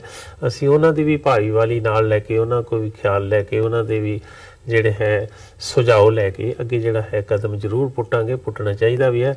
ਇਹ ਗੱਲ ਜ਼ਰੂਰੀ ਹੈ ਕਿ ਸਾਡੇ ਜਿਹੜੇ ਕਦਮ ਅੱਜ ਤੱਕ ਚੱਲੇ ਨੇ ਉਹਨਾਂ ਨਾਲ ਜਿਹੜੀ ਗੱਲ ਸੀ ਉਹ ਠੰਡੀ ਨਹੀਂ ਪਈ, ਗੱਲ ਜਿਹੜੀ ਹੈ ਚਲਦੀ ਰਹਿ ਗਈ ਹੈ ਤੇ ਚਲਦੀ ਰਹਿਣ ਦੇ ਨਾਲ ਜਿਹੜਾ ਹੈ ਸਾਡਾ ਜਿਹੜਾ ਹੈ ਇਹ ਗੱਲ ਅੱਗੇ ਜਿਹੜੀ ਹੈ ਆਉਣ ਵਾਲਾ ਸਮਾਂ ਜਿਹੜਾ ਹੈ ਇਹਦੇ 'ਚ ਜ਼ਰੂਰ ਹੀ ਇਹਦੇ 'ਚ ਕਦਮ ਅਸੀਂ ਐਸੇ ਪੁੱਟਾਂਗੇ ਜਿਨ੍ਹਾਂ ਦੇ ਨਾਲ ਪੰਥਕ ਹਿੱਤਾਂ ਦੀ ਗੱਲ ਜਿਹੜੀ ਹੈ ਅੱਗੇ ਤੁਰੇਗੀ, ਪੰਥਕ ਹਿੱਤਾਂ ਦੇ ਵਿੱਚ ਕੋਈ ਨਾ ਕੋਈ ਜਿਹੜੀ ਹੈ ਸਾਨੂੰ ਕਾਮਯਾਬੀ ਵੀ ਮਿਲੇਗੀ ਜੀ। ਤੇ ਜਿਹੜੀ ਲਾਈਨ ਉਸ ਸਮੇਂ ਦੇਖਣ ਨੂੰ ਮਿਲੀ ਸੀ ਜਦੋਂ ਜਥੇਦਾਰ ਹਵਾਰਾ ਨੇ ਕਮਾਂਡ ਆਪਣੇ ਹੱਥੀਂ ਲਈ ਹੈ, ਤਾਂ ਇੱਕ ਵਿਰੋਧ ਵੀ ਦੋਵਾਂ ਪਾਸਿਆਂ ਤੋਂ, ਕਾਰਜਕਾਰੀ ਜਥੇਦਾਰ ਭਾਈ ਬਲਜੀਤ ਸਿੰਘ ਦਾਦੂਵਾਲ ਹੋਣੀ ਅਤੇ ਧਿਆਨ ਸਿੰਘ ਮੰਡ ਹੋਰੀ ਹੋਣ, ਉਹਨਾਂ ਵੱਲੋਂ ਵਿਰੋਧਤਾ ਦੀ ਲਾਈਨ ਵੀ ਕਿਤੇ ਨਾ ਕਿਤੇ ਦੇਖਣ ਨੂੰ ਮਿਲੀ। ਆਪਸ ਦੇ ਵਿੱਚ ਇੱਕ ਖਟਾਸ ਦਾ ਜਿਹੜਾ ਮਾਹੌਲ ਸੀ ਉਹ ਵੀ ਵਿਜ਼ੀਬਲ ਸੀ, ਭਾਵੇਂ ਕਿ ਜਿਹੜੀ ਸਿੱਧੀ ਵਿਰੋਧਤਾ ਹੈਗੀ ਹੈ ਉਹ ਨਹੀਂ ਸੀ, ਬਟ ਕੀ ਉਸ ਸਮੇਂ ਤੋਂ ਬਾਅਦ ਕੋਈ ਆਪਸ ਦੇ ਵਿੱਚ ਜਥੇਦਾਰ ਹਵਾਰਾ ਦਾ ਜਥੇਦਾਰ ਮੰਡ ਹੋਰਾਂ ਦੇ ਨਾਲ ਕੋਈ ਕਨੈਕਸ਼ਨ ਹੈ, ਗੱਲਬਾਤ ਹੋਈ ਹੈ ਕਿ ਆਪਸ ਦੇ ਵਿੱਚ ਜਿਹੜੀ ਇਕੱਠੇ ਹੋਣ ਦੀ ਲਾਈਨ ਹੈ ਉਹਦੇ ਵਿੱਚ ਕੀ ਜਿਹੜੇ ਜਥੇਦਾਰ ਹੈਗੇ ਆ ਉਹ ਇਕੱਠੇ ਹੋ ਰਹੇ ਨੇ ਜਾਂ ਨਹੀਂ? ਦੇਖੋ ਵੀਰ ਜੀ, ਇਹ ਬਰਗਾੜੀ ਮੋਰਚੇ ਤੋਂ ਬਾਅਦ ਜਿਹੜੇ ਜਥੇਦਾਰ ਸਾਹਿਬਾਨ ਨੇ ਮੰਡ ਸਾਹਿਬ ਤੇ ਦਾਦੂਵਾਲ ਸਾਹਿਬ, ਉਹ ਤੇ ਮੇਰੇ ਖਿਆਲ ਕਿਤੇ ਵੀ ਸਾਨੂੰ ਇਹ ਮੌਕਾ ਨਹੀਂ ਸੁਣ ਚ ਆਇਆ ਵੀ ਉਹ ਇਕੱਠੇ ਹੋ ਕੇ ਤੇ ਫਿਰ ਉਹਨਾਂ ਨੇ ਪੰਥ ਦੀ ਕੋਈ ਗੱਲ ਜਿਹੜੀ ਹੈ ਤੋਰੀ ਹੋਵੇ। ਉਹ ਲਗਭਗ ਆਪਸ ਵਿੱਚ ਦੀ ਇੰਨੇ ਦੂਰ ਚਲੇ ਗਏ ਵੀ ਉਹਨਾਂ ਦਾ ਦੁਬਾਰਾ ਨੇੜੇ ਆਉਣਾ ਜਿਹੜਾ ਹੈ ਉਹ ਜਾਪਦਾ ਨਹੀਂ ਵੀ ਹੋ ਸਕੇ। ਅਸੀਂ ਵੀ ਜਿਹੜਾ ਉਹਨਾਂ ਨੂੰ ਚੰਡੀਗੜ੍ਹ 27 ਜਨਵਰੀ ਨੂੰ ਬੁਲਾਇਆ ਸੀ, ਇਸੇ ਕਰਕੇ ਬੁਲਾਇਆ ਸੀ ਵੀ ਦੁਬਾਰਾ ਜਿਹੜੀਆਂ ਗਲਤੀਆਂ ਹੋ ਗਈਆਂ ਉਹਨਾਂ ਨੂੰ ਪਿੱਛੇ ਛੱਡ ਕੇ ਇੱਕ ਨਾ ਫਿਰ ਪੰਥਕ ਤੌਰ ਤੇ ਇਕੱਠੇ ਹੋ ਕੇ ਆਪਾਂ ਫਿਰ ਹਮਲਾ ਮਾਰੀਏ। ਲੇਕਿਨ ਉੱਥੇ ਵੀ ਅਸੀਂ ਕਾਮਯਾਬ ਨਹੀਂ ਹੋ ਸਕੇ। ਦੋਨਾਂ ਜਥੇਦਾਰਾਂ ਨੇ ਜਿਹੜੀ ਹੈ ਆਪੋ ਆਪਣੀ ਸੁਰ ਦੱਸੀ ਹੈ ਤੇ ਮੋਰਚਾ ਖਤਮ ਹੋਣ ਤੋਂ ਬਾਅਦ ਵੀ ਇਹਨਾਂ ਜਥੇਦਾਰ ਸਾਹਿਬਾਨਾਂ ਨੇ ਕੋਈ ਐਸਾ ਕਦਮ ਨਹੀਂ ਪੁੱਟਿਆ ਜਿਹੜਾ ਇਹ ਦੱਸਣ ਦੀ ਗੱਲ ਕਰਨ ਵੀ ਜੀ ਅਸੀਂ ਪੰਥ ਦੇ ਨਾਲ ਹਾਂ, ਪੰਥ ਸਾਡੇ ਨਾਲ ਹੋਣਾ ਚਾਹੀਦਾ ਹੈ। ਅਸੀਂ ਜੇ ਕੋਈ ਗਲਤੀ ਕਰ ਵੀ ਬੈਠੇ ਹਾਂ, ਪਹਿਲੇ ਤਾਂ ਗਲਤੀ ਉਹ ਮੰਨਦੇ ਨਹੀਂ। ਜੇ ਸੰਗਤ ਦੇ ਕੋਲ ਜਦੋਂ ਕੋਈ ਗੱਲ ਚੱਲਦੀ ਹੈ, ਸੰਗਤ ਦੇ ਵਿੱਚ ਕੋਈ ਗੱਲ ਉੱਠਦੀ ਹੈ, ਉਹਨਾਂ ਦੇ ਖਿਲਾਫ ਗੱਲ ਉੱਠੀ ਹੈ, ਉਹਨਾਂ ਦਾ ਇਹ ਫਰਜ਼ ਬਣਦਾ ਵੀ ਉਸ ਗੱਲ ਨੂੰ ਜਿਹੜਾ ਹੈ ਦੂਰ ਕਰਕੇ ਤੇ ਫਿਰ ਸੰਗਤ ਨੂੰ ਨਾਲ ਲੈ ਕੇ ਚੱਲਣ ਦੀ ਕੋਸ਼ਿਸ਼ ਕਰੋ। ਸੋ ਉਹਨਾਂ ਦੀ ਜਿਹੜੀ ਹੈ ਪਿੱਛੇ ਹਟਣ ਦੇ ਕਾਰਨ ਤੇ ਕਾਰਨ ਹੀ ਹੈ ਜਿਹਦੇ ਕਰਕੇ ਜਥੇਦਾਰ ਸਾਹਿਬ ਨੂੰ 5 ਮੈਂਬਰੀ ਕਮੇਟੀ ਬਣਾਉਣੀ ਪਈ। ਫਿਰ ਇਹ 5 ਮੈਂਬਰੀ ਬਾਅਦ ਤੋਂ 21 ਮੈਂਬਰੀ ਕਮੇਟੀ ਬਣ ਗਈ। ਇਹ ਕਮੇਟੀ ਬਣਾਉਣ ਦਾ ਇਹ ਮਤਲਬ ਹੀ ਆ ਵੀ ਵੱਧ ਤੋਂ ਵੱਧ ਸਿੱਖ ਸੰਗਤਾਂ ਦੇ ਵਿੱਚੋਂ ਉਹਨਾਂ ਦੇ ਨੁਮਾਇੰਦੇ ਲੈ ਕੇ ਜਿਹੜੇ ਸਿੱਖ ਸੰਗਤ ਦੇ ਵਿੱਚ ਮੁਸ਼ਕਲਾਂ ਦੀ ਹੱਲ ਕਰਨ ਲਈ ਕੋਸ਼ਿਸ਼ ਕਰਨ ਦੀ ਗੱਲ ਕਰਨਗੇ, ਉਹ ਜਿਹੜਾ ਹੈ ਉਹਨਾਂ ਨੂੰ ਨਾਲ ਲੈ ਕੇ ਚੱਲਿਆ ਜਾਵੇ। ਸੋ ਇਹ ਹੁਣ ਸਮਾਂ ਹੀ ਦੱਸੇਗਾ ਵੀ ਉਹ ਇਸ ਮਾਮਲੇ 'ਚ ਕੋਈ ਯੋਗਦਾਨ ਪਾਉਂਦੇ ਕਿ ਨਹੀਂ ਪਾਉਂਦੇ। ਮੇਰੇ ਖਿਆਲ ਆ ਸਮਾਂ ਦੱਸਦਾ ਹੈ, ਚਾਹੇ ਉਹਨਾਂ ਦਾ ਕਾਰੋਬਾਰ ਜਾਂ ਜਿਹੜਾ ਇਹਨੇ ਮੋਰਚਾ ਟੁੱਟਣ ਤੋਂ ਬਾਅਦ ਗੱਲ ਹੈ ਵੀ ਉਹ ਇਸ ਮਾਮਲੇ ਨੂੰ ਵਸਾਰੀ ਗਏ ਨੇ। ਉਹਨਾਂ ਨੇ ਕੋਈ ਕੋਸ਼ਿਸ਼ ਨਹੀਂ ਕੀਤੀ ਵੀ ਸਿੱਖ ਪੰਥ ਦੇ ਵਿੱਚ ਜਿਹੜੀਆਂ ਨਾਰਾਜ਼ਗੀ ਹੈ ਉਹਦੇ ਵਿੱਚ ਫਿਰ ਉਹਨਾਂ ਨੂੰ ਤਕੜੇ ਹੋ ਕੇ ਹੌਸਲਾ ਦੇ ਕੇ ਉਹਨਾਂ ਦੇ ਮਨੋਬਲ ਚੁੱਕ ਕੇ ਉਹਨਾਂ ਨੂੰ ਅੱਗੇ ਤੋਰਨ ਦੀ ਗੱਲ ਕਰਨ। ਸੋ ਸਾਰੇ ਦਾ ਸਾਰਾ ਭਾਰ ਜਿਹੜਾ ਹੈ ਇਹ ਜਥੇਦਾਰ ਹਵਾਰਾ ਸਾਹਿਬ ਤੇ ਪਲੱਸ ਉਹਨਾਂ ਦੀ ਜਿਹੜੀ ਕਮੇਟੀ ਬਣਾਈ ਹੈ ਇਹੋ ਹੀ ਪੰਥਕ ਮਾਮਲੇ ਦੇ ਅੱਗੇ ਤੋਰਨ ਦੀ ਕੋਸ਼ਿਸ਼ ਕਰੇਗੀ। ਤੇ ਇਹ ਜਾਪਦਾ ਹੈ ਵੀ ਸੁਹਿਰਦ ਸਾਰੇ ਲੋਕ ਨੇ, ਇਹਨਾਂ ਦੇ ਵਿੱਚ ਜਜ਼ਬਾ ਵੀ ਹੈ, ਜਥੇਦਾਰ ਸਾਹਿਬ ਨਾਲ ਤਾਲਮੇਲ ਵੀ ਹੈ ਤੇ ਇਸ ਨੂੰ ਅੱਗੇ ਲੈ ਕੇ ਤੁਰਨਗੇ। ਬਾਕੀ ਇਹ ਗੱਲ ਰਹਿ ਗਈ ਜਦੋਂ ਪੰਥਕ ਮਾਮਲਾ ਹੈ ਤੇ ਇੱਕ ਕਮੇਟੀ ਬਣਾ ਦਿੱਤੀ ਗਈ ਹੈ ਤੇ ਜਥੇਦਾਰ ਸਾਹਿਬ ਖੁਦ ਹੀ ਇਹਦੇ ਵਿੱਚ ਸ਼ਾਮਲ ਹੋ ਕੇ ਗੱਲ ਕਰਨ। ਜਥੇਦਾਰ ਤੇ ਇੱਕ ਪੰਥ ਦਾ ਅੰਗ ਹੀ ਨੇ ਨਾ ਜੀ। ਕਮੇਟੀ ਦੇ ਮੈਂਬਰ ਵੀ ਉਹਨੇ ਸਤਿਕਾਰਯੋਗ ਹੋਣੇ ਚਾਹੀਦੇ ਜਿੰਨੇ ਜਥੇਦਾਰ ਸਾਹਿਬ ਹੋਣੇ ਚਾਹੀਦੇ। ਜਥੇਦਾਰ ਸਾਹਿਬਾਂ ਨੂੰ ਮਾਨਤਾ ਜਿਹੜੀ ਹੈ ਉਹ ਮਿਲਣੀ ਚਾਹੀਦੀ ਹੈ, ਲੇਕਿਨ ਜੇ ਉਹ ਆਪ ਹੀ ਨਹੀਂ ਚੱਲਦੇ ਤਾਂ ਮਾਨਤਾ ਕਿਹਨੂੰ ਦੇਣੀ ਹੈ ਜੀ। ਸੋ ਸਮੇਂ ਦੀ ਜਿਹੜੀ ਹੈ ਉਡੀਕ ਕਰਨੀ ਜਿਹੜੀ ਬਣਦੀ ਜੀ, ਸਮੇਂ ਦੇ ਮੁਤਾਬਕ ਜਿਸ ਤਰ੍ਹਾਂ ਦੇ ਹਾਲਾਤ ਆਉਣਗੇ ਉਸ ਤਰ੍ਹਾਂ ਦਾ ਜਿਹੜਾ ਹੈ ਅੱਗੇ ਚੱਲਿਆ ਜਾਏਗਾ। ਹੁਣ ਜਿਹੜੇ ਹੈ ਲੋਕ ਸਭਾ ਦੇ ਨਤੀਜੇ ਜਿਹੜੇ ਨੇ ਉਹਨਾਂ ਤੇ ਵੀ ਬੜਾ ਨਿਰਭਰ ਹੋਇਆ ਜਾਏਗਾ। ਜੇ ਸ਼੍ਰੋਮਣੀ ਅਕਾਲੀ ਦਲ ਜਿਹੜੇ ਬਾਦਲ ਦੇ ਸੱਜਣ ਨੇ, ਜਿਨ੍ਹਾਂ ਦੀ ਪੰਜਾਬ ਦੇ ਵਿੱਚ ਉਹਨਾਂ ਨੇ ਮਹਿਸੂਸ ਕਰਦੇ ਨੇ ਵੀ ਪੰਥ ਦਰਅਸਲ ਸਾਡਾ ਹੀ ਹੈ ਜੀ, ਪੰਥ ਸਾਡੇ ਮਗਰ ਹੀ ਚੱਲੇਗਾ। ਉਹਨਾਂ ਨੂੰ ਇਲੈਕਸ਼ਨ ਤੋਂ ਪਤਾ ਲੱਗ ਜਾਏਗਾ, ਬਾਕੀ ਜਿਹੜੀਆਂ ਅਸੈਂਬਲੀ ਚੋਣਾਂ 'ਚ ਤਾਂ ਉਹਨਾਂ ਨੂੰ ਪਤਾ ਲੱਗ ਗਿਆ ਸੀ ਵੀ ਸਾਡੀ ਕੋਈ ਹੋਂਦ ਨਹੀਂ ਰਹਿ ਗਈ। ਹੁਣ ਜਿਹੜੀਆਂ ਹੈ ਪਾਰਲੀਮੈਂਟ ਦੀਆਂ ਚੋਣਾਂ ਦੇ ਵਿੱਚ ਵੀ ਪਤਾ ਲੱਗ ਜਾਏਗਾ ਵੀ ਉਹਨਾਂ ਦੀ ਕੋਈ ਹੋਂਦ ਰਹਿੰਦੀ ਕਿ ਨਹੀਂ ਰਹਿੰਦੀ, ਤੇ ਬਾਕੀ ਦੀਆਂ ਜਿਹੜੀਆਂ ਜਥੇਬੰਦੀਆਂ ਪੰਥਕ ਤੌਰ ਤੇ ਵਿਚਰ ਰਹੀਆਂ ਉਹਨਾਂ ਦਾ ਕੀ ਲੋਕ ਕਿੰਨਾ ਕੁ ਸਹਾਰਨਾ ਦਿੰਦੇ ਨੇ ਉਹ ਵੀ ਦੱਸੇਗਾ। ਜਦ ਉਹ ਪਾਰਟੀਆਂ ਜਾਂ ਉਹ ਪੰਥਕ ਜਥੇਬੰਦੀਆਂ ਜਿਹੜੀਆਂ ਨੇ ਉਹਨਾਂ ਨੂੰ ਲੋਕ ਨਕਾਰ ਦਿੰਦੇ ਨੇ ਤੇ ਕੁਦਰਤੀ ਗੱਲ ਹੈ ਫਿਰ ਪੰਥ ਨੂੰ ਉਹਨਾਂ ਹੀ ਸੱਜਣਾ ਦੀ ਜਿਹੜੀ ਹੈਗੀ ਲੋੜ ਹੋਏਗੀ ਜਾਂ ਉਹ ਹੀ ਪੰਥ ਦੀਆਂ ਜਿਹੜੀਆਂ ਮੁਸ਼ਕਲਾਂ ਦੂਰ ਕਰਨ ਲਈ ਗੱਲ ਕਰ ਸਕਣਗੇ, ਜਿਹੜੇ ਪੰਥ ਦੀ ਗੱਲ ਕਰਨਗੇ ਜਾਂ ਜਿਹੜੇ ਪੰਥ ਦੇ ਜਿਹੜੇ ਮੁਸ਼ਕਲ ਮਾਮਲੇ ਨੇ ਉਹਨਾਂ ਦੀ ਗੱਲ ਤੋਰ ਕੇ ਅੱਗੇ ਪੰਥ ਨੂੰ ਨਾਲ ਲੈ ਕੇ ਹੱਲ ਕਰਨ ਦੀ ਗੱਲ ਕਰਨਗੇ ਜੀ। ਜਿਹੜੇ ਜਿਵੇਂ ਤੁਸੀਂ ਚੋਣਾਂ ਦੇ ਵਿੱਚ ਗੱਲ ਕੀਤੀ ਹੈ ਕਿ ਇਸ ਵਕਤ ਸਾਡੀ ਰਾਏ ਹੈਗੀ ਆ ਬੀਬੀ ਪਰਮਜੀਤ ਕੌਰ ਖਾਲੜਾ, ਗਿਆਸਪੁਰਾ ਸਾਹਿਬ ਤੇ ਡਾਕਟਰ ਗਾਂਧੀ ਦੀ ਮਦਦ ਕੀਤੀ ਜਾਵੇ, ਇਹ ਜਿਹੜੀ ਚੋਣਾਂ ਦੇ ਵਿੱਚ ਸ਼ਮੂਲੀਅਤ ਦੀ ਲਾਈਨ ਹੈਗੀ ਆ ਬਰਗਾੜੀ ਮੋਰਚੇ ਦੇ ਵਿੱਚੋਂ ਵੀ ਇਹ ਨਿਕਲਿਆ ਸੀ ਕਿ ਇਕੱਠੇ ਹੋਈਏ, ਇਕੱਠੇ ਹੋ ਕੇ ਇੱਕ ਪੋਲੀਟੀਕਲ ਪਲੇਟਫਾਰਮ ਤਿਆਰ ਕੀਤਾ ਜਾਵੇ ਜਿਹਦੇ ਤੇ ਪੰਥਕ ਹਿੱਤਾਂ ਦੀ ਨੁਮਾਇੰਦਗੀ ਹੋਵੇ ਤੇ ਉਸ ਨੂੰ ਮੁੱਖ ਰੱਖਦਿਆਂ ਹੋਇਆਂ ਜਿਹੜੀਆਂ ਹੈਗੀਆਂ ਨੇ ਚੋਣਾਂ ਦੇ ਵਿੱਚ ਸ਼ਮੂਲੀਅਤ ਕੀਤੀ ਜਾਵੇ। ਸੋ ਕੀ ਉਸ ਪਾਸੇ ਨੂੰ ਵੀ ਕੋਈ ਤਾਲਮੇਲ ਹੋਇਆ ਉਹਨਾਂ ਦੇ ਨਾਲ ਜਿਹੜੀਆਂ ਧਿਰਾਂ ਬਰਗਾੜੀ ਮੋਰਚੇ ਦੇ ਵਿੱਚ ਇਨਵੋਲਵਡ ਸੀ ਜਾਂ ਜਥੇਦਾਰ ਮੰਡ ਹੋਰਾਂ ਦੇ ਨਾਲ ਇਸ ਲਾਈਨ ਨੂੰ ਅੱਗੇ ਪਰਸਿਊ ਕਰਨ ਦੇ ਲਈ? ਵੀ ਜੀ ਇਹ ਤਾਂ ਗੱਲ ਜਿਹੜੀ ਹੈ ਬੜੀ ਸਾਹਮਣੇ ਆ ਗਈ ਹੈ ਵੀ ਜਥੇਦਾਰ ਧਿਆਨ ਸਿੰਘ ਜੀ ਮੰਡ ਨੇ ਕੋਸ਼ਿਸ਼ ਕੀਤੀ ਰਾਜਨੀਤਿਕ ਤੌਰ ਤੇ ਇੱਕ ਮੰਚ ਖੜਾ ਕਰਨ ਦੀ, ਪੰਜਾਬ ਦੇ ਵਿੱਚ ਜਿਹੜੀ ਸਾਂਝੀਵਾਲਤਾ ਚਾਹੇ ਸੰਗਠਨ ਪੈਦਾ ਕੀਤਾ ਜਾਵੇ, ਲੇਕਿਨ ਉਹਨਾਂ ਦੇ ਨਾਲ ਕੋਈ ਵੀ ਨਹੀਂ ਚੱਲਿਆ ਹੈਗਾ। ਜਿਹੜਾ ਹੈਗਾ ਖਹਿਰਾ ਸਾਹਿਬ ਉਹ ਬਿਲਕੁਲ ਹੀ ਇਨਕਾਰ ਕਰ ਗਏ।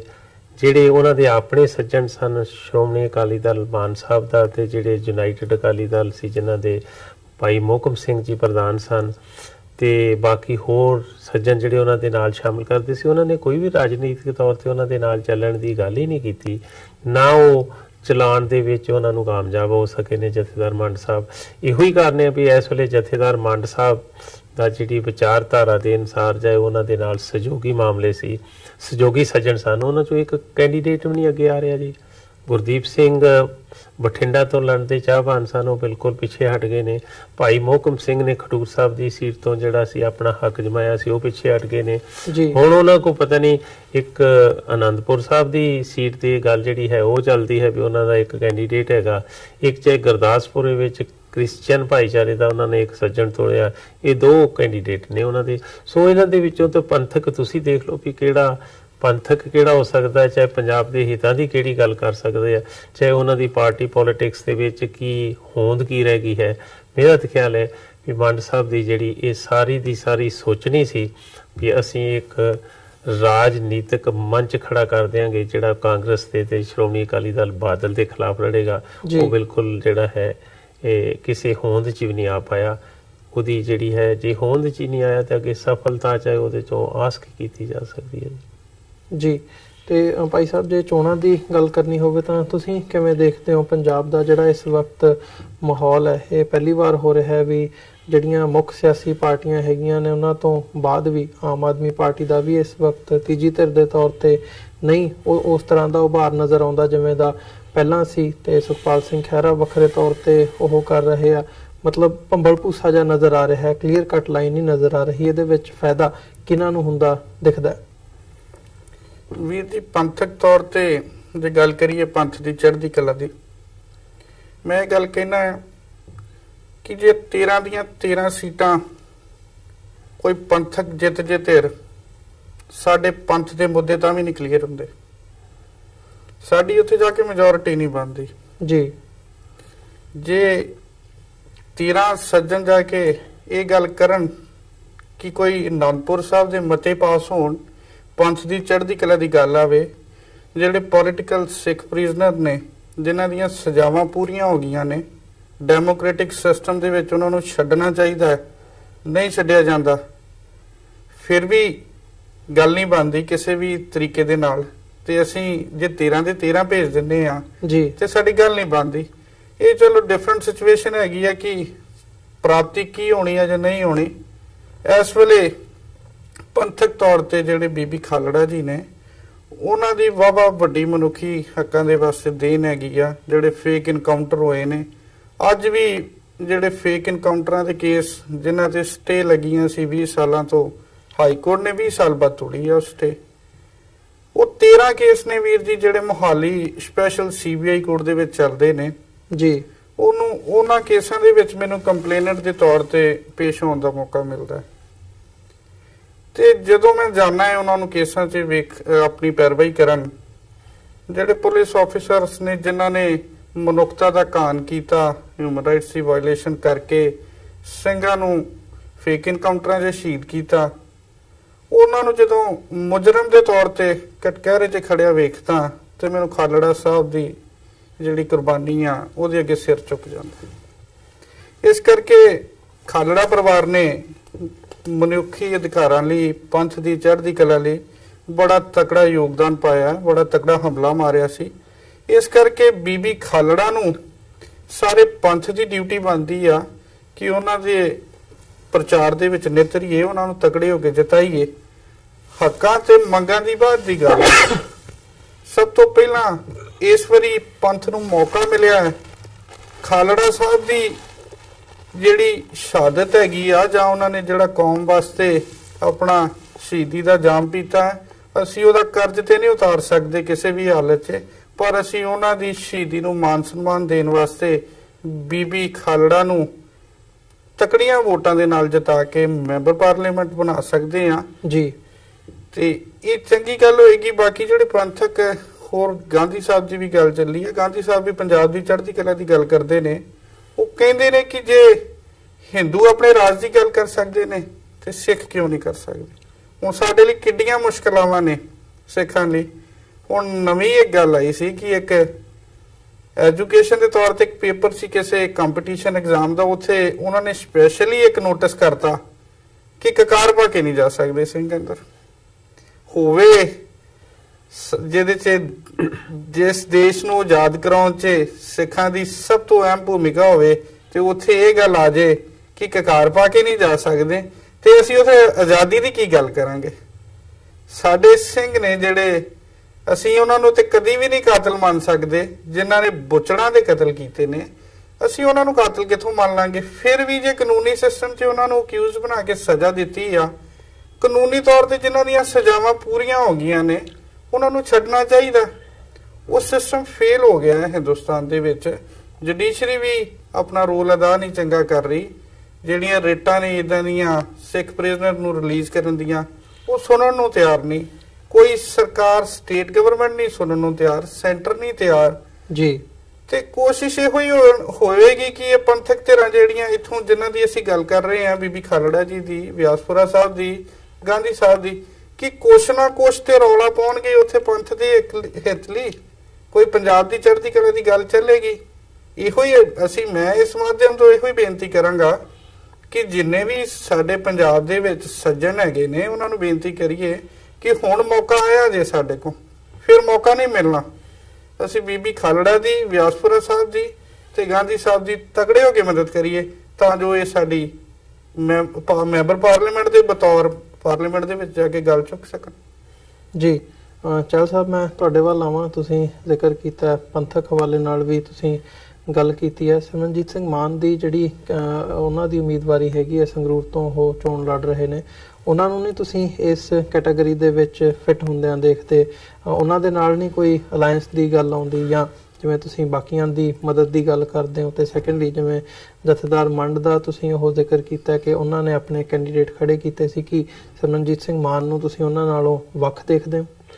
ਨਹੀਂ, ਐਸੀ ਗੱਲ ਨਹੀਂ। ਅਸੀਂ ਮਾਨ ਸਾਹਿਬ ਦੀ ਵੀ ਜਿਹੜੀ ਹੈਗੀ ਆ ਇਹਦੀ ਸਹਾਰਨਾ ਕਰਨ ਦੀ ਕੋਸ਼ਿਸ਼ ਕਰਾਂਗੇ। ਅਸੀਂ ਆਪਣੀ ਕਮੇਟੀ ਦੇ ਵਿੱਚ ਇਸ ਗੱਲ ਨੂੰ ਲੈ ਕੇ ਦੁਬਾਰਾ, ਕਿਉਂਕਿ ਕਮੇਟੀ ਦੇ ਤੌਰ ਤੇ ਅਸੀਂ ਕੋਈ ਅਜੇ ਪੂਰਨ ਤੌਰ ਤੇ ਫੈਸਲਾ ਨਹੀਂ ਕੀਤਾ, ਲੇਕਿਨ ਜਿਹੜੀ ਓਪੀਨੀਅਨ ਜਾਂ ਉਹਨਾਂ ਦੀ ਰਾਏ ਸੀ ਉਹ ਇਸ ਤਰ੍ਹਾਂ ਦੀ ਸੀ। ਮਾਨ ਸਾਹਿਬ ਦੀ ਵੀ ਜਿਹੜੀ ਹੈ ਪੰਥਕ ਹਿੱਤਾਂ ਦੇ ਵਿੱਚ ਮਾਨ ਸਾਹਿਬ ਦਾ ਵੀ ਯੋਗਦਾਨ ਹੈਗਾ ਹੈ। ਉਹਨਾਂ ਨੇ ਇੰਨੀ ਆਪਣੀ ਕੁਰਬਾਨੀ ਕੀਤੀ ਹੈ ਤੇ ਅੱਗੇ ਵੀ ਉਹ ਪੰਥਕ ਜਿਹੜੀ ਹਿੱਤਾਂ ਦੀ ਗੱਲ ਕਰਦੇ ਨੇ, ਉਹਨਾਂ ਦੀ ਵੀ ਜਿਹੜੀ ਹੈ ਕਮੇਟੀ ਨੂੰ, ਸਾਡੀ ਨੂੰ ਮਦਦ ਕਰਨੀ ਚਾਹੀਦੀ ਹੈ। ਇਹਦੇ ਬਾਰੇ ਵੀ ਅਸੀਂ ਜਿਹੜਾ ਹੈ ਵਿਚਾਰ ਵਟਾਂਦਰਾ ਕਰਕੇ ਇਹਦਾ ਫੈਸਲਾ ਕਰਾਂਗੇ ਤੇ ਮੇਰੀ ਆਪਣੀ ਜਾਤੀ ਤੌਰ ਤੇ ਰਾਏ ਹੈ ਵੀ ਜਿਹੜੀ ਹੈਗੀ ਆ ਮਾਨ ਸਾਹਿਬ ਵੀ ਇਸ ਸਤਿਕਾਰਯੋਗ ਨੇ। ਮਾਨ ਸਾਹਿਬ ਦੀ ਵੀ ਸਾਨੂੰ ਮਦਦ ਜਿਹੜੀ ਹੈ ਉਹ ਕਰਨੀ ਚਾਹੀਦੀ ਹੈ ਜੀ। ਇਹ ਗੱਲ ਜੀ ਅਸੀਂ ਪਹਿਲੇ ਨਹੀਂ ਕਹੀ, ਤੁਸੀਂ ਬਹੁਤ ਮਿਹਰਬਾਨੀ ਕੀਤੀ ਹੈ ਸਾਨੂੰ ਇਹਦੇ ਬਾਰੇ ਜਿਹੜਾ ਹੈ ਸਵਾਲ ਕਰ ਲਿਆ ਹੈ। ਇਹ ਗੱਲ ਬਿਲਕੁਲ ਠੀਕ ਹੈ ਵੀ ਮਾਨ ਸਾਹਿਬ ਵੀ ਪੰਥਕ ਹਿੱਤਾਂ ਲਈ ਕੰਮ ਕਰਨ ਦੇ ਨਾਤੇ ਉਹਨਾਂ ਦੀ ਵੀ ਸਾਨੂੰ ਜਿਹੜੀ ਹੈਗੀ ਹੈ ਮਦਦ ਕਰਨੀ ਚਾਹੀਦੀ ਹੈ ਔਰ ਕਰਨ ਦੇ ਬਾਰੇ ਫੈਸਲਾ ਜ਼ਰੂਰ ਕਰਾਂਗੇ ਜੀ। ਜੀ, ਤੇ ਜਿਵੇਂ ਭਾਈ ਸਾਹਿਬ ਨੇ ਗੱਲ ਕੀਤੀ ਹੈ, ਇਹਨਾਂ ਨੇ ਹਰਿਆਣਾ ਦੇ ਵਿੱਚ ਜਿਹੜਾ ਕੇਸ ਹੋਇਆ ਕਿ ਤੁਸੀਂ ਕਕਾਰ ਪਾ ਕੇ ਨਹੀਂ ਅੰਦਰ ਜਾ ਸਕਦੇ, ਜਾਂ ਨਵਾਂ ਸ਼ਹਿਰ ਦੇ ਵਿੱਚ ਜਿਹੜੇ ਸਿੱਖ ਨੌਜਵਾਨ ਹੈਗੇ ਉਹਨਾਂ ਨੂੰ ਧਾਰਮਿਕ ਸਿੱਖ ਅਜੋਕੇ ਸਿੱਖ ਇਤਿਹਾਸ ਦੇ ਨਾਲ ਰਿਲੇਟਡ ਲਿਟਰੇਚਰ ਰੱਖਣ ਦੇ ਤੌਰ ਤੇ ਉਹਨਾਂ ਨੂੰ ਜਿਹੜਾ ਹੈਗਾ waging war against the state ਦੀਆਂ ਜਿਹੜੀਆਂ ਧਾਰਾਵਾਂ ਨੇ ਉਹਨਾਂ ਦੇ ਤਹਿਤ ਉਹਨਾਂ ਨੂੰ ਉਮਰ ਕੈਦ ਦੇ ਦਿੱਤੀ ਜਾਂਦੀ ਹੈ। ਸੋ ਤੁਹਾਡਾ ਫੀਲਡ ਹੈਗਾ ਹਿਊਮਨ ਰਾਈਟਸ ਦਾ ਤੇ ਐਡਵੋਕੇਸੀ ਤੁਹਾਡਾ ਕਿੱਤਾ, ਕੀ ਸਮਝਦੇ ਹੋ ਕਿ ਇਸ ਵਕਤ ਜਿਹੜੀ ਜੁਡੀਸ਼ਰੀ ਇਸ ਤਰ੍ਹਾਂ ਦੇ ਫੈਸਲੇ ਲੈ ਰਹੀ ਹੈ, ਕੀ ਇਹ ਕਿਹਾ ਜਾ ਸਕਦਾ ਵੀ ਇਸ ਵਕਤ ਇੰਡੀਆ ਦੇ ਵਿੱਚ ਜਿਹੜੀ ਜੁਡੀਸ਼ਰੀ ਹੈ, ਨਿਆਂਪਾਲਿਕਾ ਹੈ, ਉਹ ਵੀ ਕੰਪਲੀਟਲੀ ਪੋਲਰਾਈਜ਼ ਹੋ ਚੁੱਕੀ ਹੈ ਤੇ ਕਮਿਊਨਲਾਈਜ਼ ਹੋ ਚੁੱਕੀ ਹੈ? ਇਹ ਗੱਲ ਬਿਲਕੁਲ ਤੁਸੀਂ ਠੀਕ ਕਹੀ ਆ। ਜਿਹੜੇ ਜੱਜ ਸਾਹਿਬਾਨ ਨੇ ਉਹ ਫੈਸਲੇ ਜਿੱਥੇ ਸਿੱਖ ਮਸਲਾ ਆ ਜਾਂਦਾ ਹੈ, ਚਾਹੇ ਸਿੱਖ ਨੌਜਵਾਨ ਕਿਸੇ ਕੇਸ 'ਚ ਫੜ ਲਏ ਜਾਂਦੇ ਨੇ, ਭਾਵੇਂ ਝੂਠਾ ਹੀ ਹੋਵੇ, ਉਹਦੇ ਬਾਰੇ ਉਹਨਾਂ ਦੀ ਜਿਹੜੀ ਹੈ ਸੋਚਣੀ ਔਰ ਕਰਨੀ ਜਾਂ ਫੈਸਲੇ ਕਰਨੇ ਉਹ ਠੀਕ ਨਹੀਂ। ਉਹ ਹਿੱਤਾਂ ਦੇ ਖਿਲਾਫ ਜਾਂਦੇ ਨੇ, ਕਾਨੂੰਨ ਦੇ ਖਿਲਾਫ ਜਾਂਦੇ ਨੇ।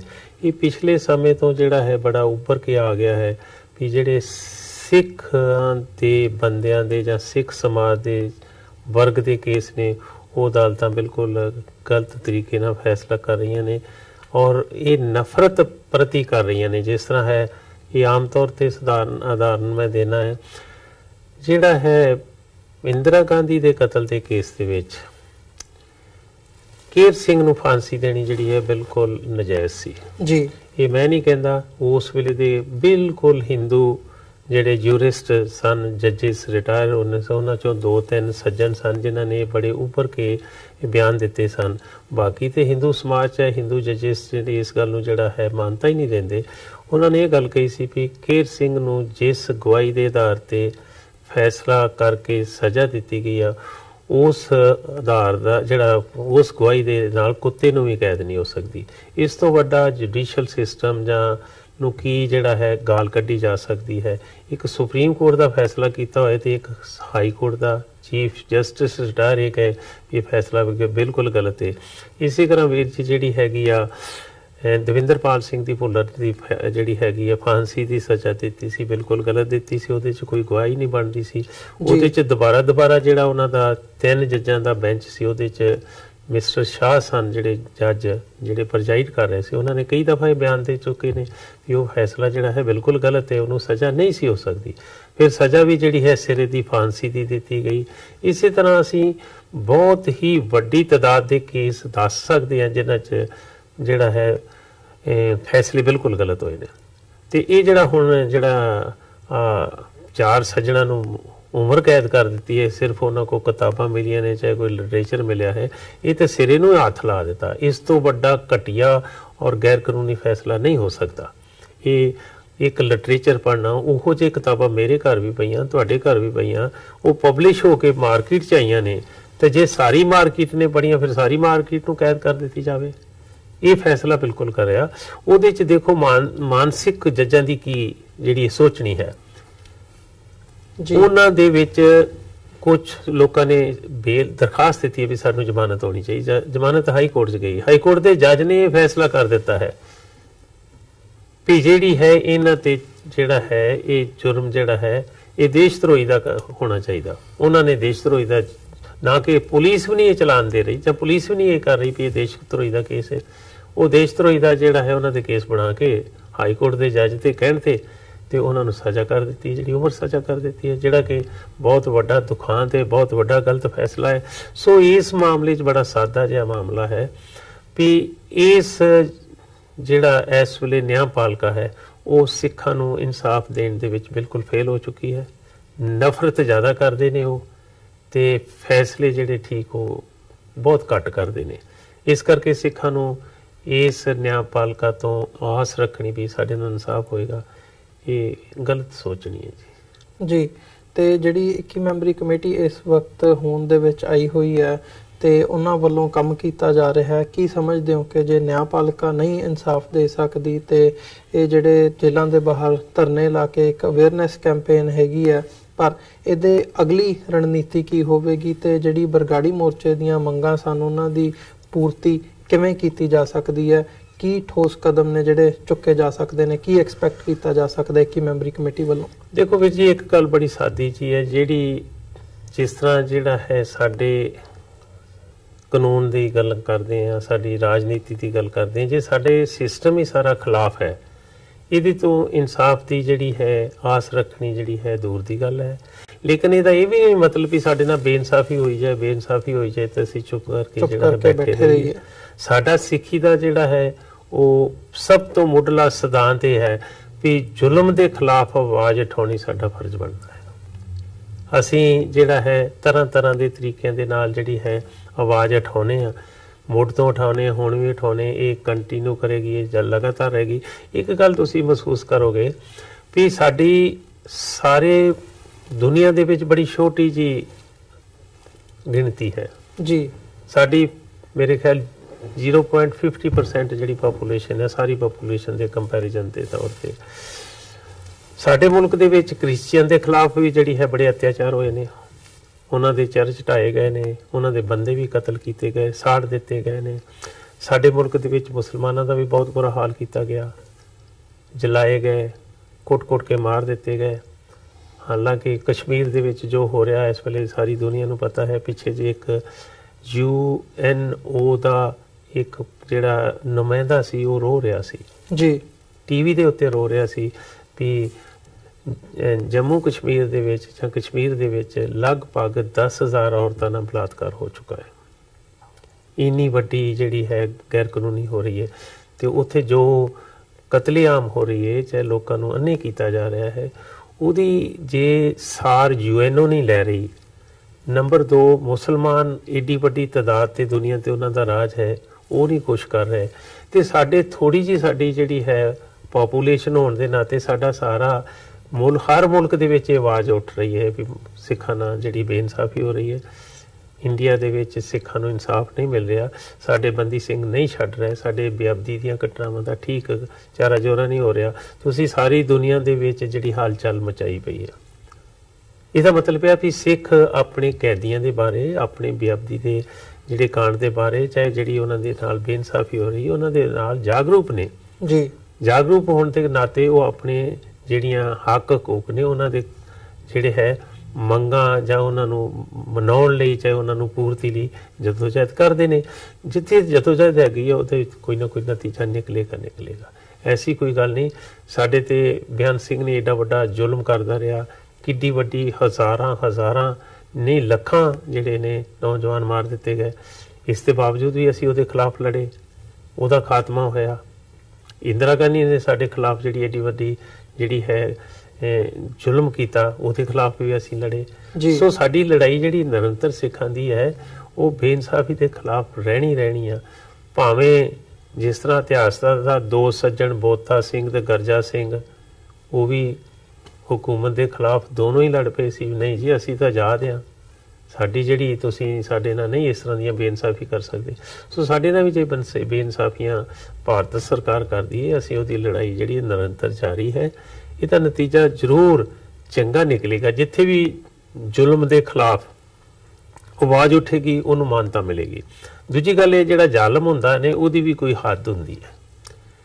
ਜਦੋਂ ਉਹਦਾ ਪਾਪਾ ਨਾਲ ਬੇੜਾ ਭਰ ਜਾਂਦਾ ਉਹ ਆਪ ਹੀ ਡੁੱਬ ਜਾਂਦਾ। ਜਿਸ ਤਰ੍ਹਾਂ ਔਰੰਗਜ਼ੇਬ ਸੀ, ਔਰੰਗਜ਼ੇਬ ਨੇ ਜਿਹੜੀ ਸੀ ਏਡੀਆਂ ਵੱਡੀਆਂ ਗਲਤੀਆਂ ਕੀਤੀਆਂ, ਏਡਾ ਵੱਡਾ ਪਾਪ ਕਮਾਇਆ, ਉਹਦਾ ਜੋ ਹਸ਼ਰ ਹੋਇਆ, ਜੋ ਇਤਿਹਾਸ ਨੇ ਉਹਨੂੰ ਕੀਤਾ, ਉਹ ਸਾਡੇ ਸਾਹਮਣੇ। ਇਸੇ ਤਰ੍ਹਾਂ ਜੇ ਇਹ ਇਸ ਤਰ੍ਹਾਂ ਦੀ ਭਾਰਤ ਦੇ ਵਿੱਚ ਇਸ ਤਰ੍ਹਾਂ ਦਾ ਰਾਜਨੀਤਿਕ ਢਾਂਚਾ ਕੋਸ਼ਿਸ਼ ਕਰਨਗੇ ਲਿਆਉਣ ਦੀ ਵੀ ਸਿਰਫ ਤੇ ਸਿਰਫ ਹਿੰਦੂਆਂ ਦਾ ਹੀ ਬੋਲਬਾਲਾ ਹੋਵੇ, ਬਾਕੀ ਉਸ ਮੁਲਕ 'ਚ ਕੋਈ ਰਹਿਣ ਦੀ ਗੱਲ ਨਹੀਂ, ਇਹ ਗੱਲ ਅੱਗੇ ਨਹੀਂ ਤੁਰ ਸਕਦੀ। ਇਹ ਪਰਮਾਤਮਾ ਦੀ ਰਜ਼ਾ ਦੇ ਵੀ ਖਿਲਾਫ ਹੈ।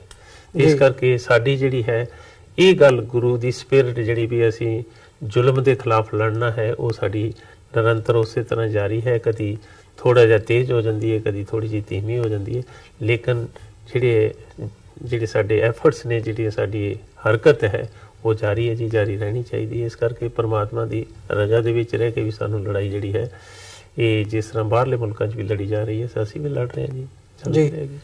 ਭਾਈ ਸਾਹਿਬ, ਜੇ ਇਹ ਸਾਰੇ ਪਾਰਟ ਦੇ ਵਿੱਚ ਜਿਹੜੀ 21 ਮੈਂਬਰੀ ਕਮੇਟੀ ਹੁਣ ਕੰਮ ਕਰ ਰਹੀ ਹੈ ਤੇ ਆਉਣ ਵਾਲੇ ਸਮੇਂ 'ਚ ਜਿਨ੍ਹਾਂ ਨੇ ਕੰਮ ਕਰਨਾ ਪੰਥਕ ਹਿੱਤਾਂ ਨੂੰ ਮੁੱਖ ਰੱਖਦਿਆਂ ਹੋਇਆ ਤੁਸੀਂ ਉਹਦੇ ਮੈਂਬਰ ਹੋ, ਤੇ ਇਹਦੇ ਵਿੱਚ ਡਾਇਸਪੋਰਾ ਸਿੱਖਾਂ ਦਾ ਜਾਂ ਡਾਇਸਪੋਰਾ ਦਾ ਕੀ ਰੋਲ ਦੇਖਦੇ ਹੋ? ਤੁਸੀਂ ਬਾਹਰ ਆਏ ਹੋ, ਕੀ ਐਕਸਪੈਕਟ ਕਰਦੇ ਹੋ, ਜਾਂ ਜਿਹੜੇ ਬਾਹਰ ਬੰਦੇ ਹੈਗੇ ਆ ਉਹਨਾਂ ਬਾਬਤ ਕੀ ਕਹਿਣਾ ਚਾਹੋਗੇ? ਵੀਰ ਜੀ, ਇਹ ਜਿਹੜੀ ਡਾਇਸਪੋਰਾ ਦੀ ਗੱਲ ਕੀਤੀ ਆ, ਇਹ ਗੱਲ ਬੜੀ ਪੱਕੇ ਤੌਰ ਤੇ ਮੈਂ ਕਹਿ ਦੇਣੀ ਚਾਹੁੰਦਾ ਕਿ ਜਿਹੜੀ ਇੱਕ ਆਮ ਆਦਮੀ ਪਾਰਟੀ ਦਾ ਲਹਿਰ ਰਹੀ ਸੀ, ਉਹਨੂੰ ਲਹਿਰ ਨੂੰ ਪੰਜਾਬ ਦੇ ਵਿੱਚ ਸਭ ਤੋਂ ਜ਼ਿਆਦਾ ਸਥਾਪਿਤ ਕਰਨ ਲਈ ਜਾਂ ਹੁਲਾਰਾ ਦੇਣ ਲਈ ਬਾਹਰ ਦੇ ਪੰਜਾਬੀ ਡਿਸਪੋਰੇ ਨੇ ਉਹਨੂੰ ਬੜਾ ਹੁਲਾਰਾ ਦੇ ਕੇ ਉੱਥੇ ਕਾਬਜ਼ ਕੀਤਾ ਜੀ। ਇੱਥੋਂ ਦੇ ਸੱਜਣ ਕਿਸੇ ਨੂੰ, ਆਪਣੇ ਰਿਸ਼ਤੇਦਾਰ ਨੂੰ, ਦੋਸਤ ਨੂੰ, ਮਿੱਤਰ ਨੂੰ ਕੋਈ ਇਦਾਂ ਦੀ ਸਲਾਹ ਦਿੰਦੇ ਨੇ ਤੇ ਇਹਨਾਂ ਦੀ ਗੱਲ ਮੰਨਦੇ ਨੇ, ਸਿਆਣੇ ਨੇ, ਇਹਨਾਂ ਨੇ ਸਿਸਟਮ ਵੇਖਿਆ ਹੈ। ਤੇ ਜੇ ਇਸ ਗੱਲ ਤੇ ਜੇ ਇੱਥੋਂ ਦੇ ਸੱਜਣ ਬੈਠੇ ਇਸ ਗੱਲ ਨੂੰ ਆਪਣੇ ਰਿਸ਼ਤੇਦਾਰਾਂ ਨੂੰ, ਆਪਣੇ ਦੋਸਤਾਂ ਮਿੱਤਰਾਂ ਨੂੰ, ਪਰਿਵਾਰਾਂ ਨੂੰ ਇਹ ਗੱਲ ਦੱਸਣ ਕਿ ਇਹ ਜੇ ਹੁਣ ਪੰਥਕ ਤਰ੍ਹਾਂ ਦੀ ਜੇ ਕੋਈ ਗੱਲ ਕਰਦੇ ਨੇ ਜਾਂ ਪੰਥ ਦੀ ਚੜ੍ਹਦੀ ਕਲਾ ਦੀ ਕੋਈ ਗੱਲ ਕਰਦੀ ਆ, ਤੇ ਉਹ ਜਥੇਦਾਰ ਸਾਹਿਬ ਵੱਲੋਂ ਬਣਾਈ ਕਮੇਟੀ ਪੂਰਾ ਯੋਗਦਾਨ ਦੇ ਰਹੀ ਆ, ਤੇ ਇਸ ਕਰਕੇ ਉਹਨਾਂ ਦਾ ਸਾਥ ਦੇਣ ਇਹ ਬਹੁਤ ਵਧੀਆ ਗੱਲ ਹੋਏਗੀ। ਇਹਨਾਂ ਦੀ ਗੱਲ ਦਾ ਵਾਵਾ ਹੀ ਅਸਰ ਹੈਗਾ ਪੰਜਾਬ 'ਚ, ਇਹਨਾਂ ਦੀ ਗੱਲ ਬੜੇ ਸੁਦਿਰਤਾ ਨਾਲ ਮੰਨਦੇ ਆ। ਇਹਦਾ ਐਗਜ਼ਾਮਪਲ ਮੈਂ ਤੁਹਾਨੂੰ ਦਿੱਤਾ ਹੈ ਕਿ ਆਮ ਆਦਮੀ ਪਾਰਟੀ, ਜਿਹਦਾ ਪੰਥਕ ਤੌਰ ਤੇ ਕੋਈ ਵੀ ਇਦਾਂ ਦਾ ਕੋਈ ਉਹਨਾਂ ਦਾ ਏਜੰਡਾ ਨਹੀਂ ਸੀ ਜੀ, ਪਰ ਫਿਰ ਵੀ ਲੋਕਾਂ ਨੇ ਉਹਨਾਂ ਦਾ ਸਾਥ ਦਿੱਤਾ। ਮੈਂ ਇਸ ਗੱਲ ਤੇ ਯਕੀਨ ਕਰਦਾ ਕਿ ਜ਼ਿਆਦਾ ਇਸ ਕਰਕੇ ਦਿੱਤਾ ਕਿਉਂਕਿ ਬਾਹਰੋਂ ਜਿਹੜੀ ਆਵਾਜ਼ ਇਥੋਂ ਮਾਰੀ ਆ ਲੋਕਾਂ ਨੇ ਕਿ ਇਹਨਾਂ ਦਾ ਸਾਥ ਦਿਓ, ਤੇ ਲੋਕਾਂ ਨੇ ਬੜੇ ਨਿੱਤਰ ਕੇ ਦਿੱਤਾ। ਦੂਜੀ ਗੱਲ ਮੈਂ ਤੁਹਾਡੇ ਨਾਲ ਇਹ ਸਾਂਝੀ ਕਰਨਾ ਚਾਹਾਂਗਾ ਕਿ 21 ਮੈਂਬਰੀ ਕਮੇਟੀ ਦਾ ਮੈਂ ਮੈਂਬਰ ਹੋਣ ਦੇ ਤੌਰ ਤੇ, ਵਕੀਲ ਹੋਣ ਦੇ ਤੌਰ ਤੇ, ਚਾਲ ਸਾਹਿਬ ਸੀਨੀਅਰ ਵਕੀਲ ਨੇ, ਅਸੀਂ ਇੱਕ ਜਿਹੜੀ 31 ਮਾਰਚ ਨੂੰ 5 ਨੌਜਵਾਨ ਮੁੰਡੇ ਇਸ ਗੱਲ ਤੇ ਅਰੈਸਟ ਕੀਤੇ ਕਿ ਇਹ ਬਾਬਰ ਖਾਲਸਾ ਇੰਟਰਨੈਸ਼ਨਲ ਨਾਲ ਰਿਲੇਟਡ ਨੇ ਜੀ। ਉਹ ਸਾਨੂੰ ਸਵੇਰੇ ਅਖਬਾਰ ਵਿੱਚ ਪੜ੍ਹਨ ਦਾ ਮੌਕਾ ਮਿਲਿਆ ਕਿ ਉਹਨਾਂ ਨੂੰ ਇਹਨਾਂ ਨੇ ਅਰੈਸਟ ਕੀਤਾ। ਸਟੋਰੀ ਉਹਨਾਂ ਦੀ ਜਿਹੜੀ ਸੀ ਅਖਬਾਰ ਦੇ ਅਕੋਰਡਿੰਗਲੀ ਜਦੋਂ ਅਸੀਂ ਪੜ੍ਹੀ, ਫਿਰ FIR ਕਢਾਈ, ਉਹਦੇ 'ਚ ਇਹ ਵੇਖਣ ਨੂੰ ਮਿਲਿਆ ਕਿ ਇੱਕ ਮੁੰਡਾ ਚੰਡੀਗੜ੍ਹ ਦਾ ਸੈਕਟਰ 20 ਦਾ ਸੀ, ਇੱਕ ਪੰਚਕੂਲਾ ਦਾ ਸੀ, ਇੱਕ ਮੋਗੇ ਦਾ ਸੀ, ਇੱਕ ਸੰਗਰੂਰ ਦਾ ਸੀ ਜੀ, ਇੱਕ ਮੁੰਡਾ ਹਰਿਆਣੇ ਦਾ ਸੀ। ਸਟੋਰੀ ਬਣਦੀ ਨਹੀਂ ਸੀ ਜਿਹੜੇ ਹਿਸਾਬ ਨਾਲ ਅਸੀਂ ਉਹਦੀ FIR ਪੜ੍ਹੀ, ਉਹਨਾਂ ਦਾ ਇਕੱਠੇ ਹੋਣ ਦਾ ਕੋਈ ਇਦਾਂ ਦੀ ਗੱਲ ਨਹੀਂ ਬਣਦੀ ਸੀ। ਸਿਰਫ ਉਹਨਾਂ ਦੀ ਇੱਕ ਗੱਲ ਬਣਦੀ ਸੀ ਕਿ ਉਹ ਜਿੰਨੇ ਸੱਜਣ ਸੀ ਸਿੱਖ ਸਿਧਾਂਤਾਂ ਵਾਲੇ ਸੀ, ਉਹ ਬਰਗਾੜੀ ਮੋਰਚੇ ਦੇ ਵਿੱਚ ਜ਼ਰੂਰ ਸ਼ਾਮਲ ਹੋਏ ਸੀ। ਸਰਕਾਰਾਂ ਦਾ ਇਸ ਵੇਲੇ ਪੂਰਾ ਜ਼ੋਰ ਲੱਗਾ ਹੋਇਆ ਕਿ ਅਸੀਂ ਸਿੱਖ ਨੌਜਵਾਨਾਂ ਨੂੰ ਡਰਾਈਏ। ਅਨੰਦਪੁਰ ਦੇ ਮੇਲੇ ਤੇ ਵੀ ਇਦਾਂ ਦੀ ਇੱਕ ਘਟਨਾ ਹੋਈ। ਕੁਝ ਸੱਜਣ ਉਹਨਾਂ ਨੇ ਆਪਣੀ ਟਰੈਕਟਰ ਟਰਾਲੀ ਤੇ ਜਿਹੜਾ ਰੈਫਰੈਂਡਮ ਦਾ ਪੋਸਟਰ ਲਾਇਆ ਸੀ 2020 ਦਾ ਜੀ, ਇਸ ਕਰਕੇ ਉਹਨਾਂ ਨੂੰ ਅਰੈਸਟ ਕਰ ਲਿਆ।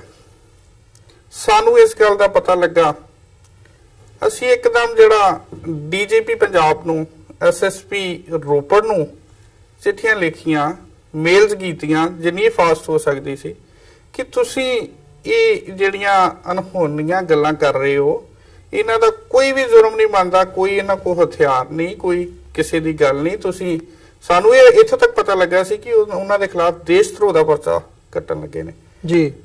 ਇਸ ਕਮੇਟੀ ਨੇ ਹਮਲਾ ਮਾਰਿਆ ਤੇ ਉਹ ਪੁਲਿਸ ਵਾਲੇ ਮਜਬੂਰ ਹੋਏ ਇਸ ਗੱਲ ਤੇ।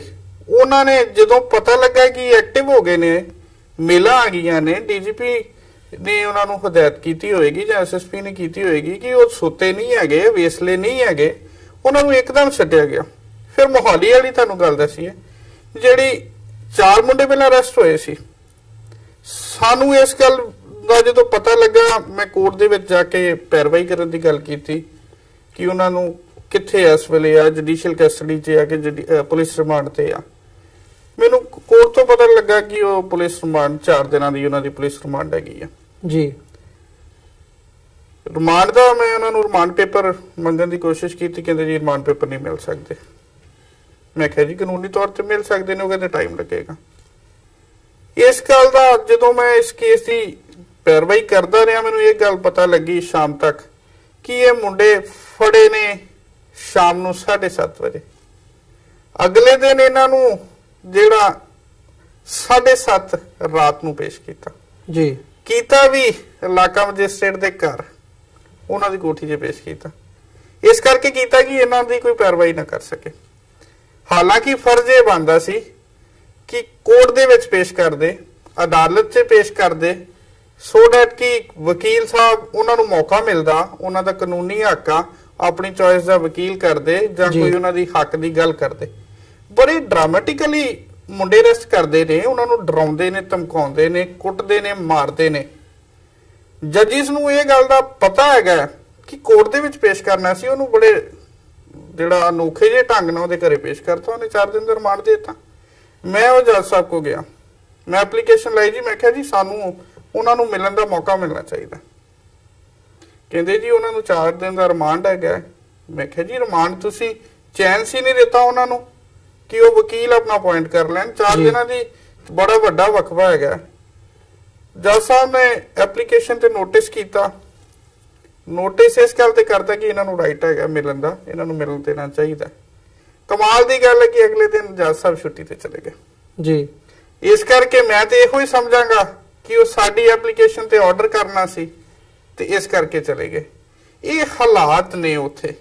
ਪਰ ਮੈਂ ਇਹ ਮਹਿਸੂਸ ਕਰਦਾ ਵਕੀਲ ਦੇ ਤੌਰ ਤੇ ਕਿ ਜੇ ਅਸੀਂ ਹਮਲਾ ਮਾਰੀਏ, ਇਹਨਾਂ ਦੀ ਬੇਇਨਸਾਫੀ ਜਿਹੜੀ ਕਰਦੇ ਨੇ, ਮੁੰਡਿਆਂ ਨੂੰ ਡਰਾਉਂਦੇ ਨੇ, ਬਿਨਾਂ ਗੱਲ ਤੋਂ ਅਰੈਸਟ ਕਰਦੇ ਨੇ, ਜੇ ਅਸੀਂ ਵਕੀਲ ਭਰਾ ਤਕੜੇ ਹੋ ਕੇ ਉੱਥੇ ਉਹਨਾਂ ਦੀ ਪੈਰਵਾਈ ਕਰੀਏ ਤਕੜੇ ਹੋ ਕੇ, ਤੇ ਜਿਹੜੀ ਇਹ ਗਲਤ ਗੈਰ ਕਾਨੂੰਨੀ ਕਰਦੇ ਉਹਨਾਂ ਨੂੰ ਅਸੀਂ ਆਪਾਂ ਇਹਨੂੰ ਐਕਸਪੋਜ਼ ਕਰੀਏ ਕੋਰਟ ਦੇ ਵਿੱਚ, ਸ਼ਾਇਦ ਇਸ ਗੱਲ ਤੇ ਥੰਮੀ ਜਾਵੇ, ਇਹ ਸਾਡਾ ਜਿਹੜਾ ਬਚਾਅ ਹੋ ਸਕਦਾ ਹੈ। ਜਦ ਇਹ ਅਪੀਲ ਕਰਾਂਗਾ ਕਿ ਐਕਸਪੋਜ਼ ਕੀਤਾ ਜਾ ਸਕਦਾ ਹੈ। ਹਾਂਜੀ, ਜਿਹੜਾ ਗੈਰ ਕਾਨੂੰਨੀ ਇਹ ਕਰਦੇ ਨੇ ਅਸੀਂ ਉਹਦੀ ਕਾਨੂੰਨੀ ਇੱਕਦਮ ਪੈਰਵਾਈ ਕਰੀਏ ਤੇ ਗੱਲ ਬਣਦੀ ਆ।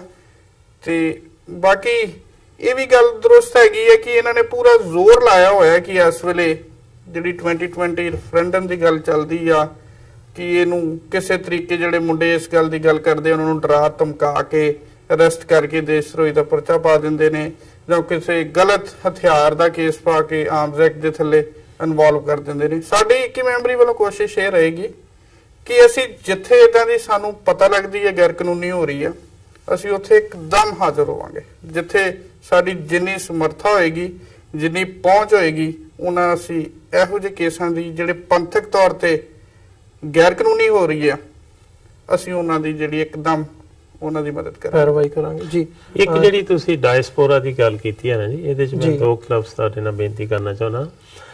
ਜਿਹੜਾ ਪੰਜਾਬੀ ਡਾਇਸਪੋਰਾ ਹੈ ਜਾਂ ਖਾਸ ਕਰਕੇ ਸਿੱਖ ਡਾਇਸਪੋਰਾ ਬਾਹਰਲੇ ਮੁਲਕਾਂ 'ਚ ਰਹਿ ਰਿਹਾ, ਉਹਨਾਂ ਦੀ ਬਹੁਤ ਵੱਡੀ ਦੇਣ ਹੈ। ਪੰਜਾਬ ਦੇ ਵਿੱਚ ਰਾਜਨੀਤਿਕ ਹਾਲਾਤ ਠੀਕ ਕਰਨ ਲਈ ਤੁਸੀਂ ਦੇਖਿਆ ਹੈ ਕਿ ਉਹਨਾਂ ਨੇ ਬੜੇ ਵੱਡੇ ਲੀਡਰਾਂ ਦੇ ਜਿਹੜੇ ਨੇ ਪੈਰ ਉਖਾੜ ਦਿੱਤੇ ਨੇ। ਇਹ ਕਿੱਡੀ ਵੱਡੀ ਗੱਲ ਹੈ ਵੀ ਕੈਪਟਨ ਅਮਰਿੰਦਰ ਸਿੰਘ ਨੂੰ ਜਿਹੜਾ ਹੈ ਬਾਹਰਲੇ ਮੁਲਕਾਂ ਨੇ ਵੀਜ਼ਾ ਦੇਣਾ ਜਿਹੜਾ ਬੰਦ ਕਰ ਦਿੱਤਾ ਹੈ। ਸੁਖਬੀਰ ਸਿੰਘ ਬਾਦਲ, ਚਾਹੇ ਉਹਨਾਂ ਦੀ ਪਾਰਟੀ ਦਾ ਕੋਈ ਬੰਦਾ ਆਣ ਕੇ ਇੱਥੇ ਜਿਹੜਾ ਹੈ ਪੈਰ ਨਹੀਂ ਜਮਾ ਸਕਿਆ। ਬਾਕੀ ਜਿਹੜੇ ਹੋਰ ਵੀ ਸੱਜਣ ਨੇ ਜਿਨ੍ਹਾਂ ਨੇ ਪੰਥਕ ਵਿਰੋਧੀ ਗੱਲਾਂ ਕੀਤੀਆਂ ਨੇ, ਚਾਹੇ ਸਿੱਖਾਂ ਦੇ ਵਿਰੋਧੀ ਗੱਲ ਕੀਤੀਆਂ, ਚਾਹੇ ਇਨਸਾਨੀਅਤ ਦੇ ਵਿਰੋਧੀ ਗੱਲ ਕੀਤੀਆਂ, ਉਹਨਾਂ ਦੇ ਖਿਲਾਫ ਇੱਥੇ ਆਵਾਜ਼ ਉੱਠੀ ਹੈ ਜੀ। ਸੋ ਇਸ ਜਿਹੜੇ ਖਾਸ ਕਰਕੇ ਸਿੱਖ ਮੁੱਦਿਆਂ ਦੇ ਵਿੱਚ ਜਿਹੜੇ ਸਿੱਖ ਸਹਿਬਾਨ ਬਾਹਰਲੇ ਮੁਲਕਾਂ 'ਚ ਰਹਿੰਦੇ ਨੇ, ਉਹ ਬੜਾ ਵੱਡਾ ਯੋਗਦਾਨ ਪਾ ਰਹੇ ਨੇ ਔਰ ਉਹਨਾਂ ਨੇ ਯੋਗਦਾਨ ਜਿਹੜਾ ਪਾਇਆ ਵੀ ਆ। ਤੇ ਅਸੀਂ ਜਿਹੜੀ ਹੈ 21 ਮੈਂਬਰੀ ਕਮੇਟੀ, ਚਾਹੇ ਜਿਹੜੇ ਅਸੀਂ ਸਿੱਖ ਅਤੈਸ਼ੀ ਹਾਂ, ਚਾਹੇ ਪੰਜਾਬ ਅਤੈਸ਼ੀ ਹਾਂ, ਅਸੀਂ ਸਗੋਂ ਉਸ ਮੁਲਕ ਦੇ ਜ਼ਿਆਦਾ ਅਤੈਸ਼ੀ ਹਾਂ ਜਿਹੜੇ ਇਹ ਚਾਹੁੰਦੇ ਆ ਵੀ ਹਰ ਇੱਕ ਨੂੰ ਇਨਸਾਫ ਮਿਲਣਾ ਚਾਹੀਦਾ, ਹਰ ਇੱਕ ਨੂੰ ਕਾਨੂੰਨੀ ਤੌਰ ਤੇ ਗੱਲ ਹੋਣੀ ਚਾਹੀਦੀ ਹੈ, ਕਿਸੇ ਨਾਲ ਗੈਰ ਕਾਨੂੰਨੀ ਨਹੀਂ, ਵਿਤਕਰਾ ਨਹੀਂ ਹੋਣਾ ਚਾਹੀਦਾ। ਅਸੀਂ ਤਾਂ ਸਗੋਂ ਦੇਸ਼ ਭਗਤ ਹਾਂ। ਦੇਸ਼ ਧਰੋਹੀ ਤਾਂ ਉਹ ਲੋਕ ਨੇ ਜਿਹੜੇ ਆਪਣੇ ਹਿੱਤਾਂ ਲਈ ਉਸ ਮੁਲਕ ਦੇ ਵਿੱਚ ਐਡੀ ਵੱਡੀ ਜਿਹੜੀ ਹੈਗੀ ਆ ਗੜਬੜ ਕਰਵਾ ਰਹੇ ਨੇ, ਮਨੁੱਖਤਾ ਦਾ ਘਾਣ ਕਰ ਰਹੇ ਨੇ। ਇੱਕ ਮੁਸਲਮਾਨ ਹੋਣ ਦੇ ਨਾਤੇ ਉਹਨੂੰ ਮਾਰਦੇ ਨੇ, ਇੱਕ ਸਿੱਖ ਹੋਣ ਦੇ ਨਾਤੇ ਉਹਨਾਂ ਦੇ ਝੂਠੇ ਕੇਸ ਪਾਉਂਦੇ ਨੇ, ਇੱਕ ਜਿਹੜਾ ਦਲਿਤ ਹੋਣ ਕਰਕੇ ਉਹਨਾਂ ਤੇ ਅਟੈਕ ਕਰ ਰਹੇ ਨੇ, ਦਰਅਸਲ ਤੇ ਉਹ ਨੇ। ਸੋ ਇਸ ਸੰਦਰਭ ਦੇ ਵਿੱਚ ਸਾਡੇ ਮੁਲਕ ਦੀ ਬਿਹਤਰੀ ਲਈ, ਖਾਸ ਕਰਕੇ ਸਿੱਖਾਂ ਦੀ ਬਿਹਤਰੀ ਲਈ, ਖਾਸ ਕਰਕੇ ਪੰਜਾਬ ਦੀ ਬਿਹਤਰੀ ਲਈ ਇਹਨਾਂ ਮੁਲਕਾਂ 'ਚ ਜਿਹੜੇ ਸਿੱਖ ਸਾਹਿਬਾਨ ਰਹਿੰਦੇ ਨੇ ਉਹਨਾਂ ਦਾ ਬਹੁਤ ਵੱਡਾ ਯੋਗਦਾਨ ਹੈ। ਆਉਣ ਵਾਲਾ ਸਮਾਂ ਵੀ ਦੱਸੇਗਾ ਵੀ ਇਹ ਬਹੁਤ ਵੱਡਾ ਯੋਗਦਾਨ ਪਾਉਣਗੇ ਔਰ ਇਹਦੀ ਜਿੰਨੀ ਵੀ ਸ਼ਲਾਘਾ ਕੀਤੀ ਜਾਵੇ ਥੋੜੀ ਹੈ ਜੀ। ਤੇ ਜਾਂਦੇ ਜਾਂਦੇ ਚਾਲ ਸਾਹਿਬ, ਮੈਂ ਚੋਣਾਂ ਦੇ ਹਵਾਲੇ ਨਾਲ ਜ਼ਰੂਰ ਜਾਣਨਾ ਚਾਹੂੰਗਾ ਕਿ ਇਸ ਵਕਤ ਜਿੱਦਾਂ ਦਾ ਮਾਹੌਲ ਭਾਰਤ ਭਰ ਦੇ ਵਿੱਚ ਬਣਿਆ ਹੋਇਆ, ਪੋਲਰਾਈਜੇਸ਼ਨ ਕਾਫੀ ਵੱਡੇ ਲੈਵਲ ਤੇ ਦੇਖਣ ਨੂੰ ਮਿਲ ਰਹੀ ਹੈ, ਕੀ ਲੱਗਦਾ ਕਿ ਮੋਦੀ ਸਰਕਾਰ ਦੁਬਾਰਾ ਜਿਹੜੀ ਹੈਗੀ ਹੈ ਉਹ ਸਥਾਪਿਤ ਹੋ ਸਕਦੀ ਹੈ, ਸਰਕਾਰ ਬਣਾ ਸਕਦੀ ਹੈ? ਤੇ ਜੇ ਇਦਾਂ ਹੁੰਦਾ ਤਾਂ ਜਿਹੜੀ ਇਹ ਗੱਲ ਹੈਗੀ ਹੈ ਘੱਟ ਗਿਣਤੀਆਂ ਦੇ ਘਾਣ ਦੀ, ਇਹ ਕਿੱਧਰ ਨੂੰ ਜਾਂਦੀ ਨਜ਼ਰ ਆਉਂਦੀ ਹੈ? ਦੇਖੋ, ਜੇ ਤੇ ਮੋਦੀ ਸਰਕਾਰ ਦੀਆਂ ਪਿਛਲੇ 5 ਸਾਲ ਦੀਆਂ ਕਾਰਗੁਜ਼ਾਰੀਆਂ ਵੇਖੀਆਂ ਜਾਣ, ਉਹਨਾਂ ਦੇ ਵਾਅਦੇ ਕੀਤੇ ਦੇਖੇ ਜਾਣ, ਉਹਨਾਂ ਦੀ ਦੇਸ਼ ਨੂੰ ਜਿਹੜੀ ਹੈ ਤਰੱਕੀ ਦੇ ਰਾਹ ਤੇ ਲਿਜਾਣ ਦੀ ਗੱਲ ਵੇਖੀ ਜਾਵੇ, ਉਹਨਾਂ ਦਾ ਜਿਹੜਾ ਹੈ ਬਾਕੀ ਦੇ ਵਰਗਾਂ ਨੂੰ, ਜਿਸ ਤਰ੍ਹਾਂ ਸਿੱਖ ਹੈ, ਮੁਸਲਮਾਨ ਹੈ, ਕ੍ਰਿਸਚੀਅਨ ਹੈ, ਉਹਨੂੰ ਨਾਲ ਲੈਣ ਦੀ ਤੋਰਨ ਦੀ ਗੱਲ ਕੀਤੀ ਜਾਏ, ਉਹ ਵੇਖਿਆ ਜਾਏ ਤੇ ਉਹਨਾਂ ਨੂੰ ਇਸ ਚੋਣ ਦੇ ਵਿੱਚ ਬੜੀ ਵੱਡੀ ਹਾਰ ਹੋਣੀ ਚਾਹੀਦੀ ਜੀ। ਉਹਨਾਂ ਨੇ ਮੁਲਕ ਦੀ ਤਰੱਕੀ ਨਹੀਂ ਕੀਤੀ, ਮੁਲਕ ਨੂੰ ਬਹੁਤ ਵੱਡੀ ਤਰ੍ਹਾਂ ਵੰਡਿਆ ਗਿਆ ਹੈ, ਮੁਲਕ ਦੀ ਬਹੁਤ ਜਿਹੜੀ ਹੈ ਉਹਨਾਂ ਨੇ ਨੁਕਸਾਨ ਕੀਤੀ ਹੈ, ਕੋਈ ਵੀ ਵਾਅਦਾ ਉਹਨਾਂ ਨੇ ਪੂਰਾ ਨਹੀਂ ਕੀਤਾ। ਹਾਂ, ਜੇ ਉਹ ਹਿੰਦੂ ਪੋਲਰਾਈਜੇਸ਼ਨ ਦੀ ਮਦਦ ਲੈਂਦੇ ਨੇ, ਕਰਦੇ ਨੇ, ਤੇ ਇਹਦੇ ਨਾਲ ਜਿੱਤਣ ਦੀ ਕੋਸ਼ਿਸ਼ ਕਰਨਗੇ, ਇਹਦਾ ਮਤਲਬ ਉਹਨਾਂ ਨੂੰ ਹਿੰਦੂਆਂ ਦੀ ਲੋੜ ਹੈ, ਬਾਕੀ ਦੀ ਲੋੜ ਨਹੀਂ। ਬਾਕੀਆਂ ਤੇ ਫੇਰ ਜ਼ਿਆਦਾ ਤਸ਼ੱਦਦ ਹੋਏਗਾ, ਜ਼ਿਆਦਾ ਉਹਨਾਂ ਦਾ ਨੁਕਸਾਨ ਹੋਏਗਾ। ਤੇ ਕੁਦਰਤੀ ਗੱਲ, ਜਿੰਨਾ ਕੌਮਾਂ ਦਾ ਨੁਕਸਾਨ ਹੋਏਗਾ, ਜਿੰਨਾ ਲੋਕਾਂ ਨੂੰ ਦੱਬਿਆ ਜਾਏਗਾ, ਉਹ ਦੱਬਣ ਦੇ ਵਿੱਚ ਆਪਣੇ ਜਿਹੜੇ ਹੈਗੇ ਆ ਉਹ ਇਸ ਤਰ੍ਹਾਂ ਨਹੀਂ ਦੱਬੇ ਜਾਣਗੇ ਵੀ ਉਹਨਾਂ ਨੂੰ ਖਤਮ ਕਰ ਦਿੱਤਾ ਜਾਏਗਾ। ਉਹ ਆਪਣੇ ਹੱਕਾਂ ਲਈ ਜ਼ਰੂਰ ਲੜਨਗੇ, ਮੁਲਕ ਦਾ ਜ਼ਿਆਦਾ ਨੁਕਸਾਨ ਹੋਏਗਾ। ਸੋ ਮੋਦੀ ਦਾ ਆਉਣਾ ਜਿਹੜਾ ਹੈ ਦੋ ਤਰ੍ਹਾਂ ਦੀ ਇਹ ਗੱਲ ਹੈ। ਜੇ ਤੇ ਮੋਦੀ ਆ ਜਾਂਦਾ, ਨੁਕਸਾਨ ਹੋਏਗਾ ਦੇਸ਼ ਦਾ ਜੀ। ਜੇ ਮੋਦੀ ਆ ਜਾਂਦਾ ਤੇ ਜਿਹੜੀਆਂ ਮਿਨੋਰਿਟੀਜ਼ ਨੂੰ ਜਿੰਨਾ ਉਹ ਕੁਚਲੇਗਾ, ਉਹਨਾਂ ਮਿਨੋਰਿਟੀਜ਼ ਜਿਹੜੀਆਂ ਨੇ ਦੇਸ਼ ਤੋਂ ਦੂਰ ਜਾਣਗੀਆਂ। ਹਾਂਜੀ, ਤੇ ਜਿਹੜਾ ਹੈ ਉਸ ਦੇਸ਼ ਦਾ ਜਿਹੜਾ ਹੈ ਉਹ ਬਹੁਤ ਵੱਡਾ ਨੁਕਸਾਨ ਹੋਏਗਾ। ਇਸ ਕਰਕੇ ਜਾਂ ਤਾਂ ਮੋਦੀ ਸੁਧਰੇ ਤੇ ਜਾਂ ਮੋਦੀ ਦੀਆਂ ਪਾਲਿਸੀਆਂ ਸੁਧਰੇ। ਜੇ ਇਸ ਤਰ੍ਹਾਂ ਦੀਆਂ ਪਾਲਿਸੀਆਂ ਰਹੀਆਂ ਤੇ ਮੋਦੀ ਦਾ ਜਿਹੜਾ ਹੈ ਕੋਈ ਗੱਲ ਨਹੀਂ ਬਣਦੀ। ਹੁਣ ਮੋਦੀ ਦੀ ਜਿਹੜੀ ਇੱਕ ਸਭ ਤੋਂ ਵੱਡੀ ਗੱਲ ਜਿਹੜੀ ਆ ਇਸ ਵੇਲੇ 1-2 ਦਿਨਾਂ 'ਚ ਉੱਠੀ ਹੈ ਵੀ ਉਹਨਾਂ ਦੇ ਆਪਣੇ ਸਭ ਤੋਂ ਵੱਡੇ ਸਿਰਮੌਰ ਆਗੂ ਜਿਸ ਤਰ੍ਹਾਂ ਅਡਵਾਨੀ ਹੈ, ਅਡਵਾਨੀ ਨੇ ਉਹਨੂੰ ਬਿਲਕੁਲ ਨਕਾਰ ਦਿੱਤਾ ਹੈ ਜੀ ਵੀ ਤੁਹਾਡਾ ਜਿਹੜਾ ਨੈਸ਼ਨਲਿਜ਼ਮ ਜਿਹੜਾ ਤੁਸੀਂ ਕਹਿੰਦੇ ਇਹ ਬਿਲਕੁਲ ਗਲਤ ਹੈ ਵੀ ਗਲਤ ਹੈ। ਤੇ ਇਸ ਕਰਕੇ ਮੋਦੀ ਦਾ ਪੋਲਰਾਈਜੇਸ਼ਨ ਦੇ ਨਾਲ ਆਉਣਾ ਸੰਭਵ ਹੈ। ਜੇ ਮੈਰਿਟ ਤੇ ਵੇਖਿਆ ਜਾਏ, ਉਹਦੇ ਗੁਣ ਵੇਖੇ ਜਾਣ, ਜਾਂ ਦੇਸ਼ ਦੀ ਤਰੱਕੀ ਦੀ ਗੱਲ ਕੀਤੀ ਜਾਏ, ਫਿਰ ਮੋਦੀ ਦਾ ਜਿਹੜਾ ਹੈ ਉਹ ਆਉਣਾ ਬਿਲਕੁਲ ਗਲਤ ਹੈ। ਮੋਦੀ ਵੀ ਇਹ ਗੱਲ ਭਾਫ ਗਿਆ ਵੀ ਉਹਨਾਂ ਨੇ ਪਿਛਲੇ 5 ਸਾਲਾਂ 'ਚ ਕੁਛ ਨਹੀਂ ਕੀਤਾ, ਉਹਨਾਂ ਨੇ ਦੇਸ਼ ਦਾ ਜ਼ਿਆਦਾ ਨੁਕਸਾਨ ਕੀਤਾ ਹੈ, ਫਾਇਦਾ ਕੁਝ ਨਹੀਂ ਕੀਤਾ। ਇਸ ਕਰਕੇ ਉਹ ਵੀ ਬੜੇ ਉਹਨਾਂ ਦੇ ਪੈਰਾਂ ਥੱਲੋਂ ਵੀ ਜ਼ਮੀਨ ਨਿਕਲੀ ਵੀ ਯਾਰ ਤਾਂ ਸ਼ਾਇਦ ਸਾਨੂੰ ਜਿਹੜੇ ਲੋਕ ਵੋਟ ਨਹੀਂ ਪਾਉਣਗੇ। ਜਿਸ ਤਰ੍ਹਾਂ ਹੈ ਕਸ਼ਮੀਰ ਦਾ ਇੱਕ ਹਾਦਸਾ ਕਰਕੇ ਆਪਣੀ ਬੰਦੇ ਜਿਹੜੇ ਨੇ 40-42 ਜਿਹੜੇ ਹੈ ਉਹ ਜਿਹੜੇ CRP ਦੇ ਬੰਦੇ ਮਾਰ ਲਏ, ਉਹਨਾਂ ਦਾ ਲਾਹਾ ਲੈਣ ਦੀ ਕੋਸ਼ਿਸ਼ ਕੀਤੀ, ਝੂਠੀਆਂ ਸਟ੍ਰਾਈਕਾਂ ਦੀ ਗੱਲ ਕਰ ਦਿੱਤੀ।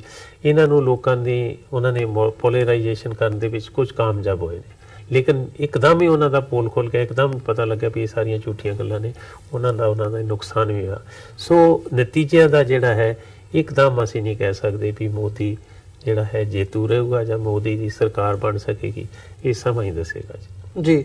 ਬਿਲਕੁਲ। ਸੋ ਤੁਹਾਡਾ ਦੋਵਾਂ ਦਾ ਮੈਂ ਧੰਨਵਾਦ ਕਰਦਾ ਕਿ ਤੁਸੀਂ ਅੱਜ ਆਪਣਾ ਸਮਾਂ ਕੱਢ ਕੇ ਸਾਡੇ ਸਟੂਡੀਓ ਦੇ ਵਿੱਚ ਆਏ ਤੇ ਸਾਡੇ ਨਾਲ ਵਿਚਾਰਾਂ ਦੀ ਸਾਂਝ ਪਾਈ ਹੈ। ਤੇ ਜਿਹੜੇ ਸਾਡੇ ਦਰਸ਼ਕ ਇਸ ਵਕਤ ਸਾਡੇ ਨਾਲ ਦੁਨੀਆ ਭਰ ਦੇ ਵਿੱਚੋਂ ਜੁੜੇ ਹੋਏ ਨੇ, ਮੈਂ ਉਮੀਦ ਕਰਦਾ ਅੱਜ ਦੀ ਇਹ ਗੱਲਬਾਤ ਤੁਹਾਨੂੰ ਜ਼ਰੂਰ ਪਸੰਦ ਆਈ ਹੋਵੇਗੀ ਤੇ ਆਉਣ ਵਾਲੇ ਸਮੇਂ ਦੇ ਵਿੱਚ ਵੀ ਜਿਹੜੀਆਂ ਨਵੀਆਂ ਡਿਵੈਲਪਮੈਂਟਸ ਹੋਣਗੀਆਂ, ਖਾਸ ਤੌਰ ਤੇ ਜਥੇਦਾਰ ਹਵਾਰਾ ਵੱਲੋਂ ਥਾਪੀ ਗਈ ਇਹ 21 ਮੈਂਬਰੀ ਜਿਹੜੀ ਕਮੇਟੀ ਹੈ, ਇਹਨਾਂ ਵੱਲੋਂ ਆਉਣ ਵਾਲੇ ਸਮੇਂ ਦੇ ਵਿੱਚ ਕਿਵੇਂ ਪੇਸ਼ਕਦਮੀ ਕੀਤੀ ਜਾਂਦੀ ਹੈ ਪੰਥਕ ਹਿੱਤਾਂ ਦੀ ਪੂਰਤੀ ਦੇ ਲਈ ਜਾਂ ਬਰਗਾੜੀ ਮੋਰਚੇ ਦੀਆਂ ਜਿਹੜੀਆਂ ਮੰਗਾਂ ਨੇ, ਜਿਹੜੀਆਂ ਹਜੇ ਪੈਂਡਿੰਗ ਨੇ, ਉਹਨਾਂ ਨੂੰ ਕੰਪਲੀਟ 100% ਕੰਪਲੀਸ਼ਨ ਤੱਕ ਪਹੁੰਚਾਉਣ ਦੇ ਲਈ। ਸੋ ਉਸ ਬਾਬਤ ਵੀ ਜਿਹੜੀ ਜਾਣਕਾਰੀ ਹੈਗੀ ਹੈ ਨਿਊਜ਼ ਦੇ ਹਵਾਲੇ ਨਾਲ ਜਾਂ ਇਸ ਟਾਕ ਸ਼ੋਅ ਦੇ ਰਾਹੀਂ ਤੁਹਾਡੇ ਤੱਕ ਪੁੱਜਦੀ ਕਰਦੇ ਰਹਾਂਗੇ। ਸੋ ਅੱਜ ਦੇ ਸ਼ੋਅ ਦੇ ਵਿੱਚ ਇੱਥੇ ਹੀ ਤੁਹਾਡੇ ਕੋਲੋਂ ਇਜਾਜ਼ਤ ਚਾਹਾਂਗੇ।